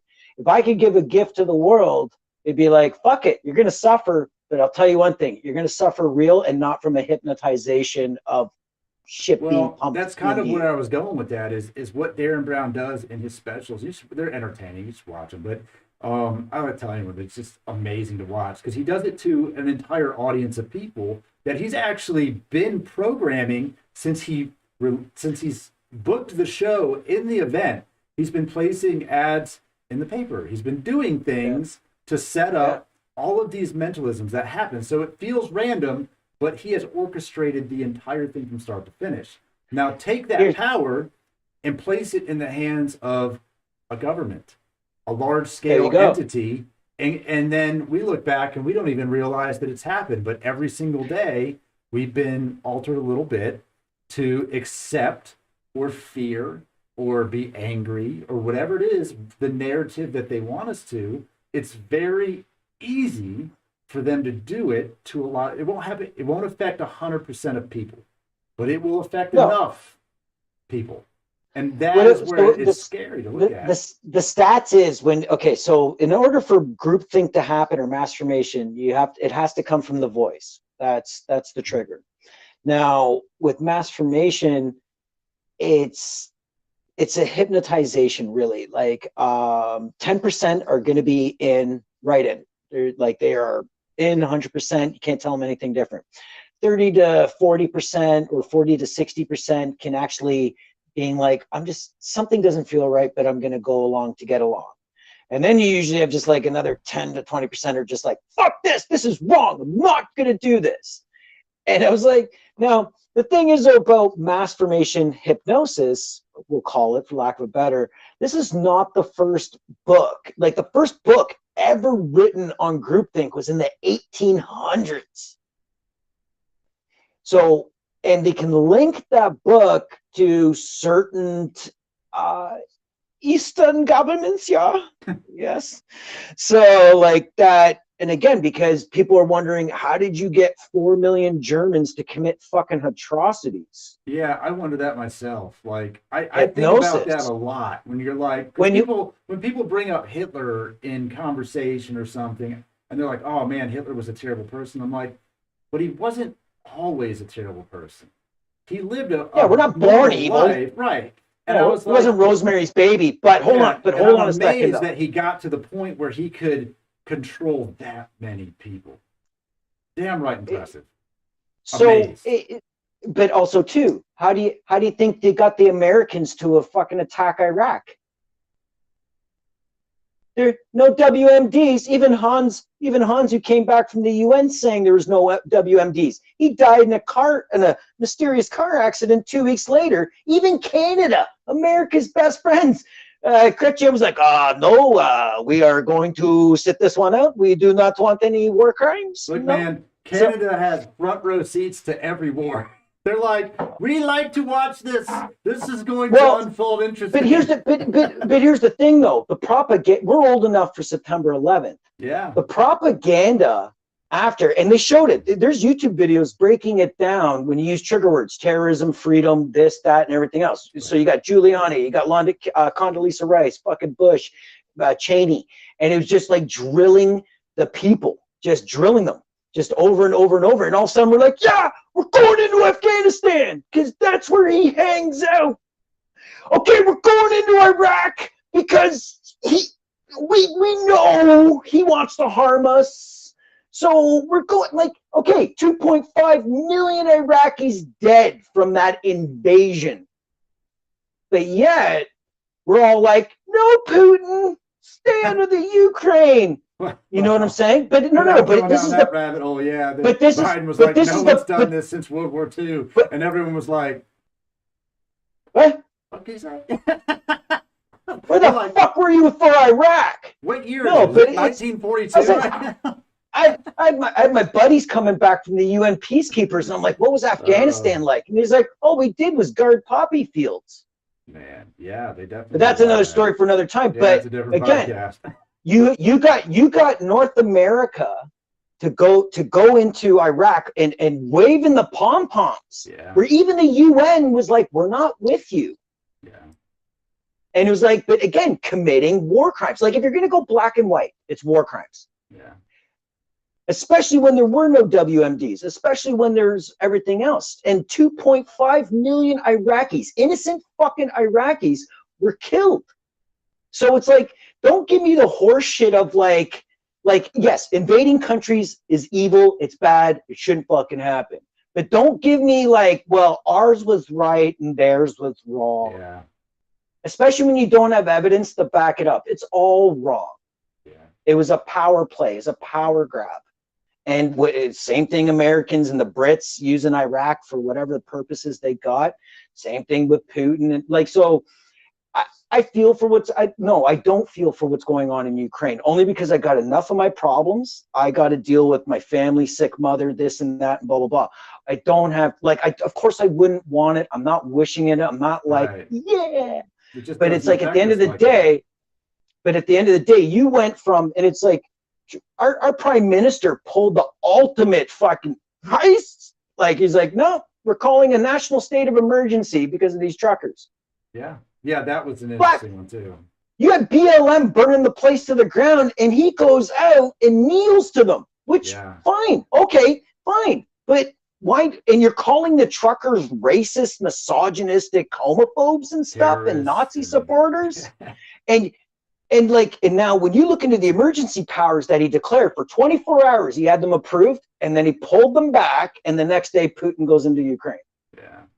It's a weird time to be alive. It's a weird time to be alive. And to navigate, you know, people, this is why what you do and what you're trying to do and the message trying to spread is so important, because we have too much input on a daily basis, and we have no control over it, and we're addicted to it. We are straight up addicted to it, and we can't stop it. And humans are not made for this. We created it. No. We created it, and we were like, this is a good idea. And then we just overloaded everyone at once. And the happiest people don't pay attention to any of it. They're just, those are happy people. Look, man, you got, because happy, you know what, happy people got a lot to lose. So I don't blame the ones that, like, you know, got a good life, good business, and they're just like, would you just sit down and shut the fuck up and just go along with what they say? Because they're scared to lose what they have and they built for it. It's the people who've been like, no, I've been on the fringe most of my life. Fuck you. This is wrong, and I'm just going to stay with it. You know what I'm saying? So, and then you got guys who are super comfortable, like Rogan, who can just, because he's generationally wealthy now, he can say whatever the fuck he wants, and kudos to him. Yeah, you know, he said what he wanted before that. I mean, honestly, he always did well. He didn't really fear anything, but also he was saying what he wanted pre-cancel culture. It wasn't even a thing, and now it is a thing, and he still doesn't give a shit. And that's powerful, and that's something that they can't take away from him. Yeah. Well, because he's a decent fucking guy. Right. Sure, he fucked up. Sure, he shouldn't be doing the Planet of the Apes jokes. No, like now, granted, Dave Chappelle doing his skit work, making fun of white people, Asian people, this and that, that was more of the norm. Yeah. So I could see where he's like, oh, these jokes are okay. Well, yeah, the joke didn't fucking age well. You know what I'm saying? And no, nothing ages well. Find one thing in life that aged well. Zero. I really like Bill Cosby's comedy back in the 80s. Nothing ages well. Pick anything from the past, and you're like, man, that was great. No. Yeah. They've ruined all of it. Well, no, well, here's the thing. True comedy comes from a place of anger, comes from a place of pain. Yeah, every comic will tell you that. Yeah. That's how they handled their pain, was making jokes. Bill Burr's the perfect fucking example. Oh, yeah. Bill Burr would fit perfectly at the family dinner table with the sarcasm, this and that. And like, you know what I'm saying? Like, I love him, but his and he's trying to heal his anger, like he'll talk in his skits and whatever, therapy. And it's like, bro, it's like, if you lose your anger, you're losing your comedy. Yep. Like, you might still be funny, but it can't come from that angry, sarcastic place, you know, because the anger will be gone. Sam Kinison, you know, all these people, Sam Kinison, you know, Jim Jeffries. Yeah, oh yeah, Jim Jeffries too. You know, well, Jim Jeffries, he's more corporatized now, but when he first at his start, he was fucking hilarious. He was hilarious, and his life was. Swear to God, Alcoholicaust. The guy was just. They were great. But see, you know who one of my favorite ones is, and I don't think it even comes out of anger, and it's amazing that he can get there. Is Anthony Jeselnik. Anthony who? Anthony Jeselnik. Jeselnik. Oh, okay. No, I've never watched his stuff. Oh my God, he's got the best. He's hands down one of the best comics of the generation for sure. His writing is brilliant. His humor is so dark and funny. And he had a TV show on Comedy Central for one season, and he got canceled. He got canceled over an episode called Shark Party. And what Shark Party was that he loved sharks a lot.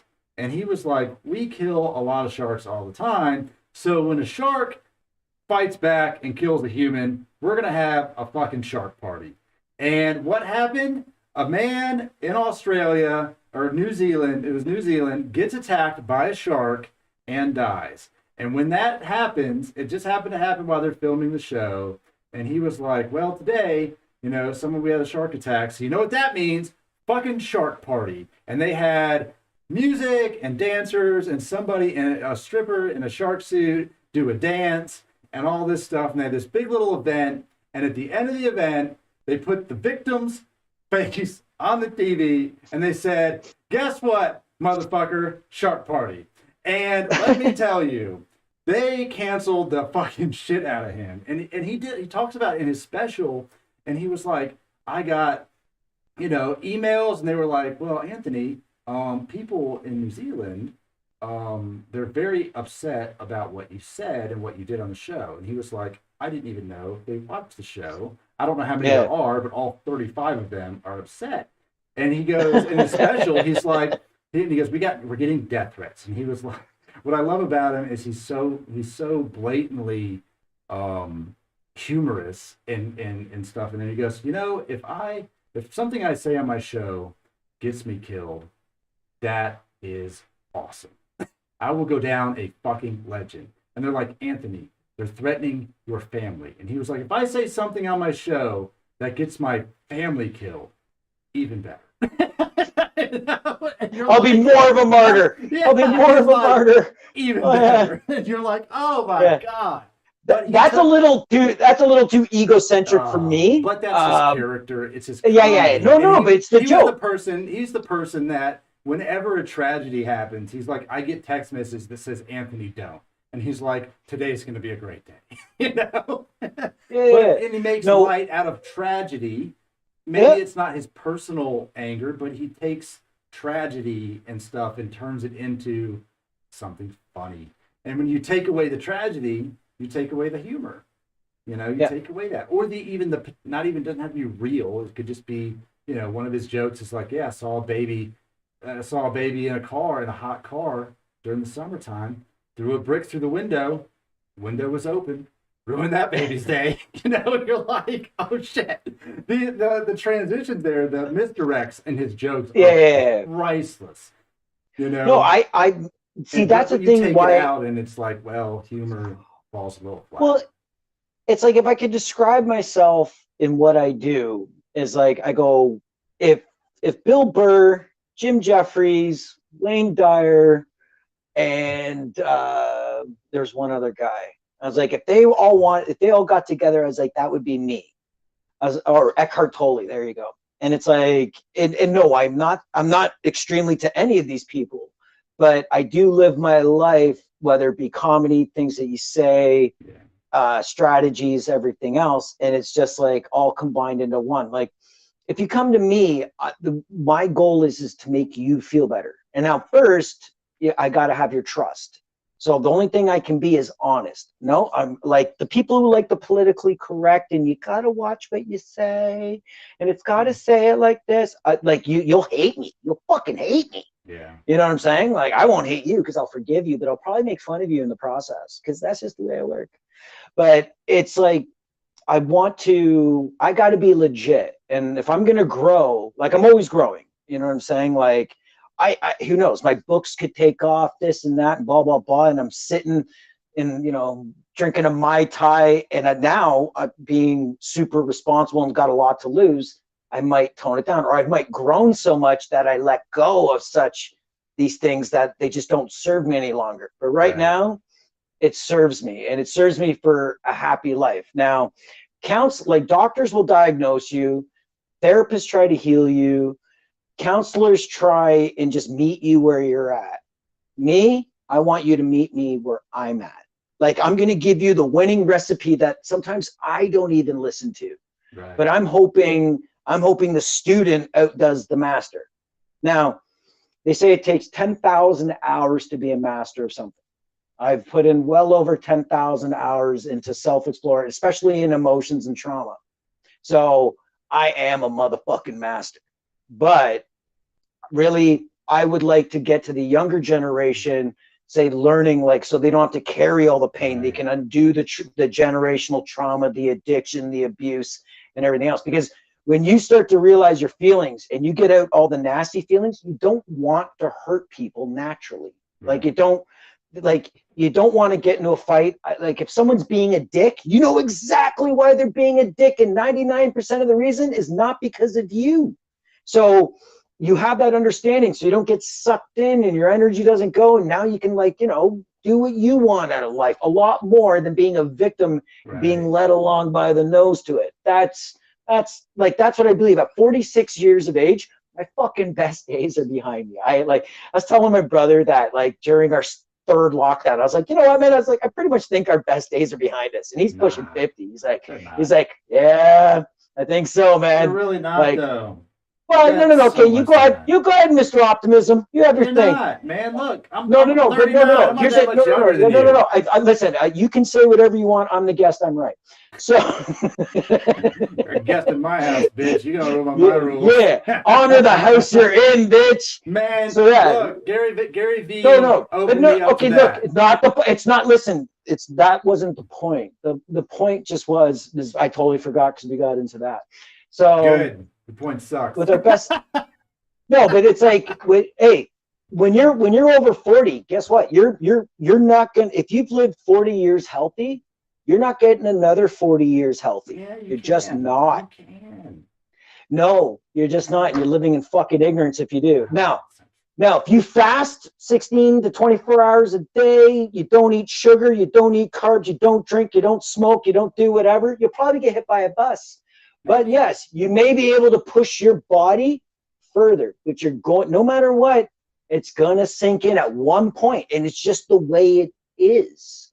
So now, again, I believe my purpose with L.E.F.T is I learned all this. It's like with my son, the generational trauma shit stopped with my son because I learned from my lessons growing up in my family. So instead of projecting it forward, I took the hit. I'm cutting it off. Sure, he's going to get something better than I never had, and that's okay, because that means my grandkids are going to get something better, or not have to go through the pain of the ignorance, the addiction, this, that, yada, yada, yada. It's like he's hilarious. He's awesome. He's 24 years of age, and L.E.F.T is like wired into him. So he still gets worked up and whatever, this and that, but it always brings him back to balance. Always brings him back to balance. And I'm like, now, if you looked at me and my brother at that age, we're a couple of fucking hotheads. I was already a father of a 2-year-old with baby mama drama. I was not in a good place. You know what I'm saying? Like, so it's like, it's going to stop with our family, like from the alcohol, the verbal abuse, the physical abuse, shit like that. It just stops. Now, I'm not saying it's prevalent growing up, but like, you know, if you stepped out of line, yeah, words won't hurt you, but I'll hurt you.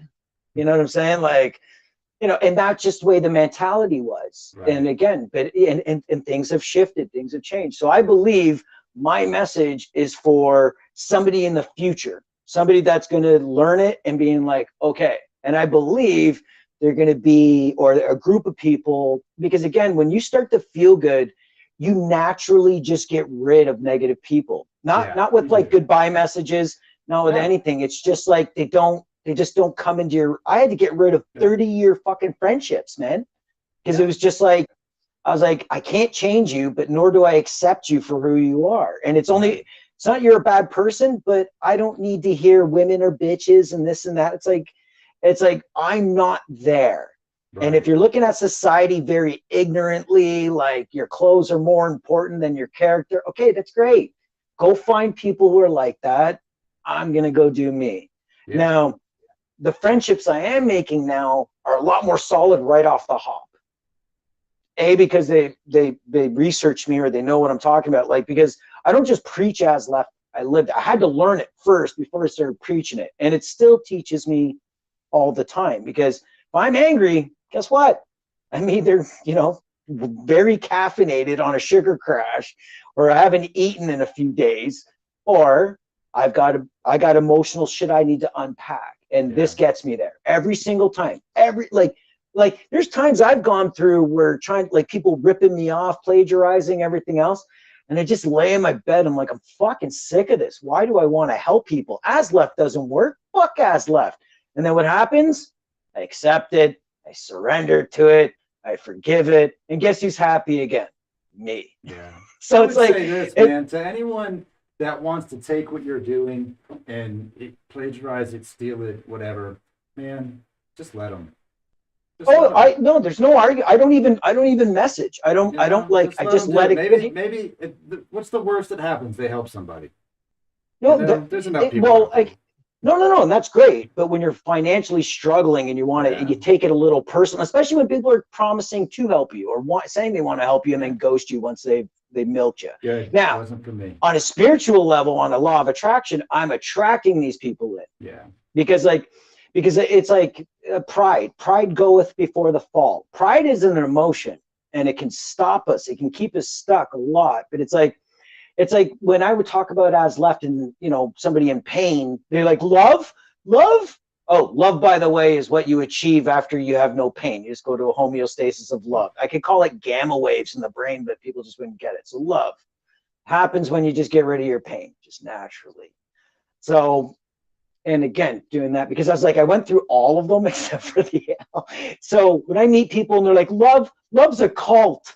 Love is a cult. What are you guys gonna do? Drink Kool-Aid? Right. And I'm like, oh, you poor thing. Yeah. I was like, how much pain have you been in that you look at the word love as something type of to manipulate or to hurt you? Right. So you just anybody in pain have a problem with two words that I've found: love and God. Anybody's got a problem with those two words are carrying a lot of pain. Now, when you surrender to it, you accept it, you forgave it, and you get back to a piece of joy, sure, the God thing might not be with you, because there's a lot of stigma to that. But guess what is? The love. The love feels like a truth because you're waking up every day feeling different about the same life. I have something for that. And go for it. I understand what you're saying. I do. That makes sense. On the flip side of that, people use the word love to hang on to things that they shouldn't. Yep. They hang on to, someone that treats them terrible or is bad for their life, but I love them. Whether it's family, friends, spouse, kids. And, Gary Vee, I like what he says about it. I love you, but fuck you. Sometimes you have to say that. I love you, but fuck you. And that is powerful because they'll use that term. And when they go, oh, well, if you can't love me and I am good for you, but you can love your parents or your teachers or your kid, whatever, someone who has done nothing but hurt you. And you go, I love them though. Okay. I understand that you do, but they're not good for you right now until they can be good for you. Not to pull a Jordan Peterson, but if you were to unpack that a little bit more, you'd see them just saying, I love them, and that's why I'm sacrificing my own self-worth to be there. It's a low self-worth thing. It's not a love thing. They're just calling it love. Right. They're just calling it love. It's not they just real don't love. They don't have enough love. They don't have enough love in the ear to give you the fucking fuck you, treat me better. That's right. They don't. Love becomes sorry.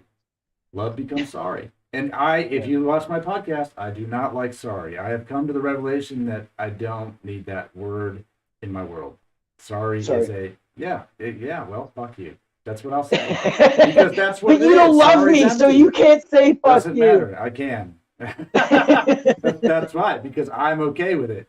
So, but Yeah. yeah, to me, there's a point where people have been told that they love something enough that they just say it, and they don't really know because they can't accept it in themselves to even know what it means anymore.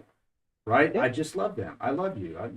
Okay, but to you, because if you've been in Love. love with a person, truly in love with them, that feeling is not the same feeling that you have for If I other things. truly, if you're an asshole and I truly loved you, then anything you say would not bug me. Period. That's correct. That's correct. And you apply that not just to a relationship with a opposite sex, apply it to every person in your life.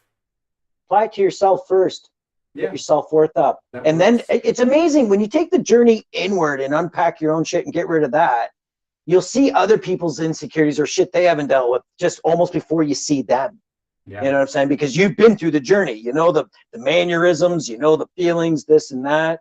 But when you finally taken the journey to get to a place of unconditional forgiveness, you got to remember, an asshole is an asshole because they don't know how to deal with their pain. Yeah. It doesn't feel right to say I love you. It feels right to be a dick to you. Yeah. And that's because of sad. it's the subconscious pain that they think. Here's the thing. When we go through trauma or we've been through something rough and we give it time, like we become numb. We lose a little bit of ourselves. We're not as loving as we were when we were fucking 1 year old. We've lost a bit. But here's the thing though. We felt that pain for so long, we call it normal. And it's like normal's only a cycle in a washing machine. But because the pain is inside of us reacting every single day, getting reinforced, or it's just not healing, we just say, well, that's the way I am. That's just me. And it's like, okay, so what makes up you? Your beliefs. What makes up your beliefs? Your thoughts. What are your thoughts wrapped in? Feelings. So if you've had your program beliefs, which we get programmed, like our core beliefs are developed by the age of 7. Okay, so how we're going to love and how we're going to hate in this world is pretty much decided by the time we learn how to tie up our shoes. Have fun with that, parents. So isn't all that pressure? So it's like when they go along, they just think that and now as you go along in life, it's going to reinforce. You're going to believe that this is life, this is me, until you get a shift, maybe rock bottom, maybe a spiritual experience. You know what I'm saying? You took some magic mushrooms in the desert, just got rid of all your pain, and you're like, woo! It's a whole new life out here now, because again, it's the way it feels. And now when your feelings change, your personality changes. Yeah. Now, if you're talking to me in the midst of my PTSD, I had a shaved head and I was down to 120 pounds and I really couldn't I was funny, but I really couldn't hold a conversation because it just took too much to stay in. You know what I'm saying? And if you ask me about the opinions of the world, I'd probably come at it with a lot more cynicism than understanding and acceptance. But my feelings changed. I healed the feelings, so my thoughts and my beliefs changed. That's true. Once you've been through it and you can see the other side, all of those words mean something a little bit deeper to you. Love means something deeper to you. The way you feel, the people in your life mean more to you than you might mean to them because they haven't dealt with it. So I get asked a common question a lot. Why me? Why this pain? Why do I have to go through this pain? Why do I have to suffer? And I've even asked that questions during my darkest of times. It's because when you, instead of running away from your darkness and your pain, and you go right through it, right through all of it, your level of consciousness, like going through that pain and healing it, I feel more love than I ever did before going into it. Even when I said I was in love, because I thought it was love and I thought it was real and it felt real and it felt like the vibration. But working through that pain, my consciousness grew to a point where, you know, it's worth being alive because you can see the roadmap. You can see the process and why it needed to happen, because it's like pain wakes you up. It either kills you or it just wakes you the fuck up. And yeah, when you heal the pain, you've now got the awareness without the shitty feelings. Yeah.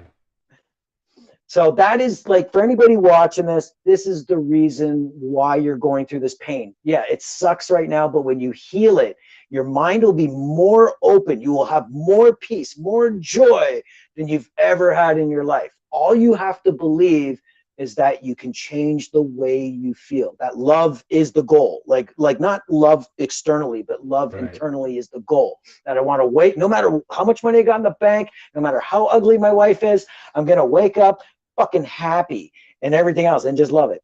Yeah. That's a good way to segue out of here, man. I mean, where can people find all of your stuff? What do you offer? Let's put this out there. It's funny because I put it out for free, and like, you know, I think I got like a couple of views and one dislike. I think an ex-girlfriend was watching. But it's when I took everything away, now people want, it's weird. I give it away for free. People are like, I don't want it. No, whatever. So there is a video on YouTube. It's on my website, jeffreykerins.com. Yeah, so just doing the online wellness groups. Again, the As Left is the emotional piece, doing breath work, nutrition, fasting, this and that. Like let's get into it. I'm going to give everyone all the material to change your life. So just save thousands on therapy, because if you go to therapy and whatever, you're just going to hear the same shit. It may be in a different way, but still the same shit. Yeah. So mind, body, and nutrition, man. Mind, body, and emotional. Physical, mental, and emotional. That's my main focus. That's my main pillars. So yeah, woo. Well, I want to make sure that people find you and can reach out to you, and you know, you can help as many people as possible. Well, if anybody's got a podcast, I am willing to come on anytime and just share. Like, again, I thought I was going to present on this podcast, so like, whatever. I was almost going to cancel. Yeah, I was like, it's taking me out of it. But how's this? But I was literally going to cancel, but I was like, you know what? Accept it. Let's see what happens. Let's see how this turns out, man. And it was good. You know, we got through a couple rabbit holes that are good segues. You don't know where you're going to end up sometimes, but you get to explore all of it. And a lot of times what that does is it gives the viewer who's sitting at home, they might be wondering some of the same things. And it's like, okay, that's right. Let's just ask this question. And I jotted down a couple things, and you touched on them throughout the course of it. So that works for me. And, I, from my experience, I know people in my life that would benefit from doing this. And once you go through something, and maybe I haven't gone through all of those steps in my life on my own, but you do look at other people and go, man, I just wish you would just start. Like, and you feel empathy for them. You do. You feel empathy because you're like, I know that you don't need to be like this. You can be different. You can be happy. And that's hard to see when you're in it. Anybody who's unhappy, angry, or whatever, and they're not willing to change, first of all, they're energy vampires. So you're going to have to get your boundaries up anyways. But number two, I always send them, I posted it on my Facebook page. It's the trans theoretical model for change. So starts off with pre-contemplation, like there could be a problem. Then contemplation, or pre-contemplation it's not my problem, it's life. Right. Contemplation being maybe it's me, maybe it's something I can change. And then there's planning, execution of the plan, maintenance of the plan, and then terminating the plan. Okay, but you can jump anywhere in your life. You're like, I'm making a change right now. Like, I'm quitting drinking. So there's no plan, there's no nothing. You're just doing it, and you're maintaining it until you're fine. But here's the thing. Anybody in pain thinking that nothing can help them, they are in pre-contemplation. That means they can't help themselves, nor can you help them. And so anytime someone's bitching at me, I just send them this, and I have it circled being like, this is you. Until you come at me with any other step. And I was like, I can help you. It is like, if you're only going to stay here, you're going to pay me for my fucking time to listen to you. Because like my friendship can only, like what I do for a living, it pisses off people because they think they can just phone me up and just being like, and just dump the fucking world's problems on me. And I'm like, and so when I got boundaries and been like, I can't do this. Oh, I thought you were a friend and whatever. And I'm like, look, man, it's like, would you ask your carpenter buddy just to come over and, fucking redesign your kitchen? They do. Good. You got good friends, but it's like, no, they would ask. I'm not saying they're going to come do it, but they're definitely going to ask. Yeah. Well, it's like asking me after a day with client, like, because when I'm like, the reason I know this is my purpose in life is because, yeah, I've got everyday problems and my mind can get distracted. I can go into the past, I can go into the future. But as soon as I'm dealing with somebody, a client, I'm in the now, I'm in the present. Nothing else matters, just you. And when I was doing that kind of for free with friends, and they got relied on it. And it was like, and it was draining me. And I was like, I can't do it anymore. So yeah, I've had a few blocks and unfriends and mean tweets, but it is what it is. And it's like, I like, this is my career, and and it's my craft, and I'm very good at my craft. Yeah. Because again, like, learning this is like learning mixed martial arts. You just got to know when to do it, when to parry, when to block, when to sweep the leg, when to go for wrestling, whether you're going to, strike. So it's like, it's all these things, but again, it's just inwards, and it's with your emotions. Right. Right on. Well, we're going to send some people your way, I hope, and help some people out. And, you can like or comment the video. You can reach out to him on his website, find me on Facebook, wherever else you got stuff on. Just Google the name, it'll pop up, right? And Yeah, there's no, help some people through some trauma and some pain, and just some people that are on the edge of action and happiness. Man, look, I went through probably the darkest part of my life this year, and after I went through that, it's the happiest I've been. It's not the best financially I've not been in the best situation, but it's the happiest I've been. And from the outside looking in, unfortunately, society will judge me as someone who is failing at plenty of things. And that's okay, because I forgive them for that. And I can accept the fact that that's how they feel. And I'm okay with it, because I'm fucking happy. And that's all right. And if you're not happy with it, that's on you, bro.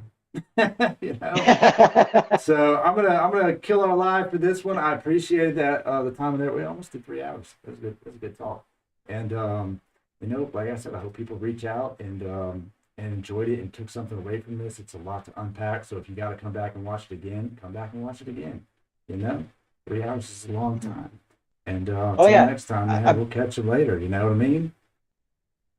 I've also got a YouTube channel. Oh yes, definitely plug that. Same name. Definitely plug that. I'll make sure there's a link to that as well, so that people can find you for sure. Anyways, Lauren, I thank you for your time. You're an awesome host. It's good just to speak from the cuff. I didn't feel like I had to hold anything back. So I don't know. I guess we'll tell by your comments or whatever if I get canceled. We'll see. I don't think we'll get canceled. We'll see. I haven't been canceled yet. Got banned on TikTok a few times, but yeah, no. But it was a good time, buddy. Good time.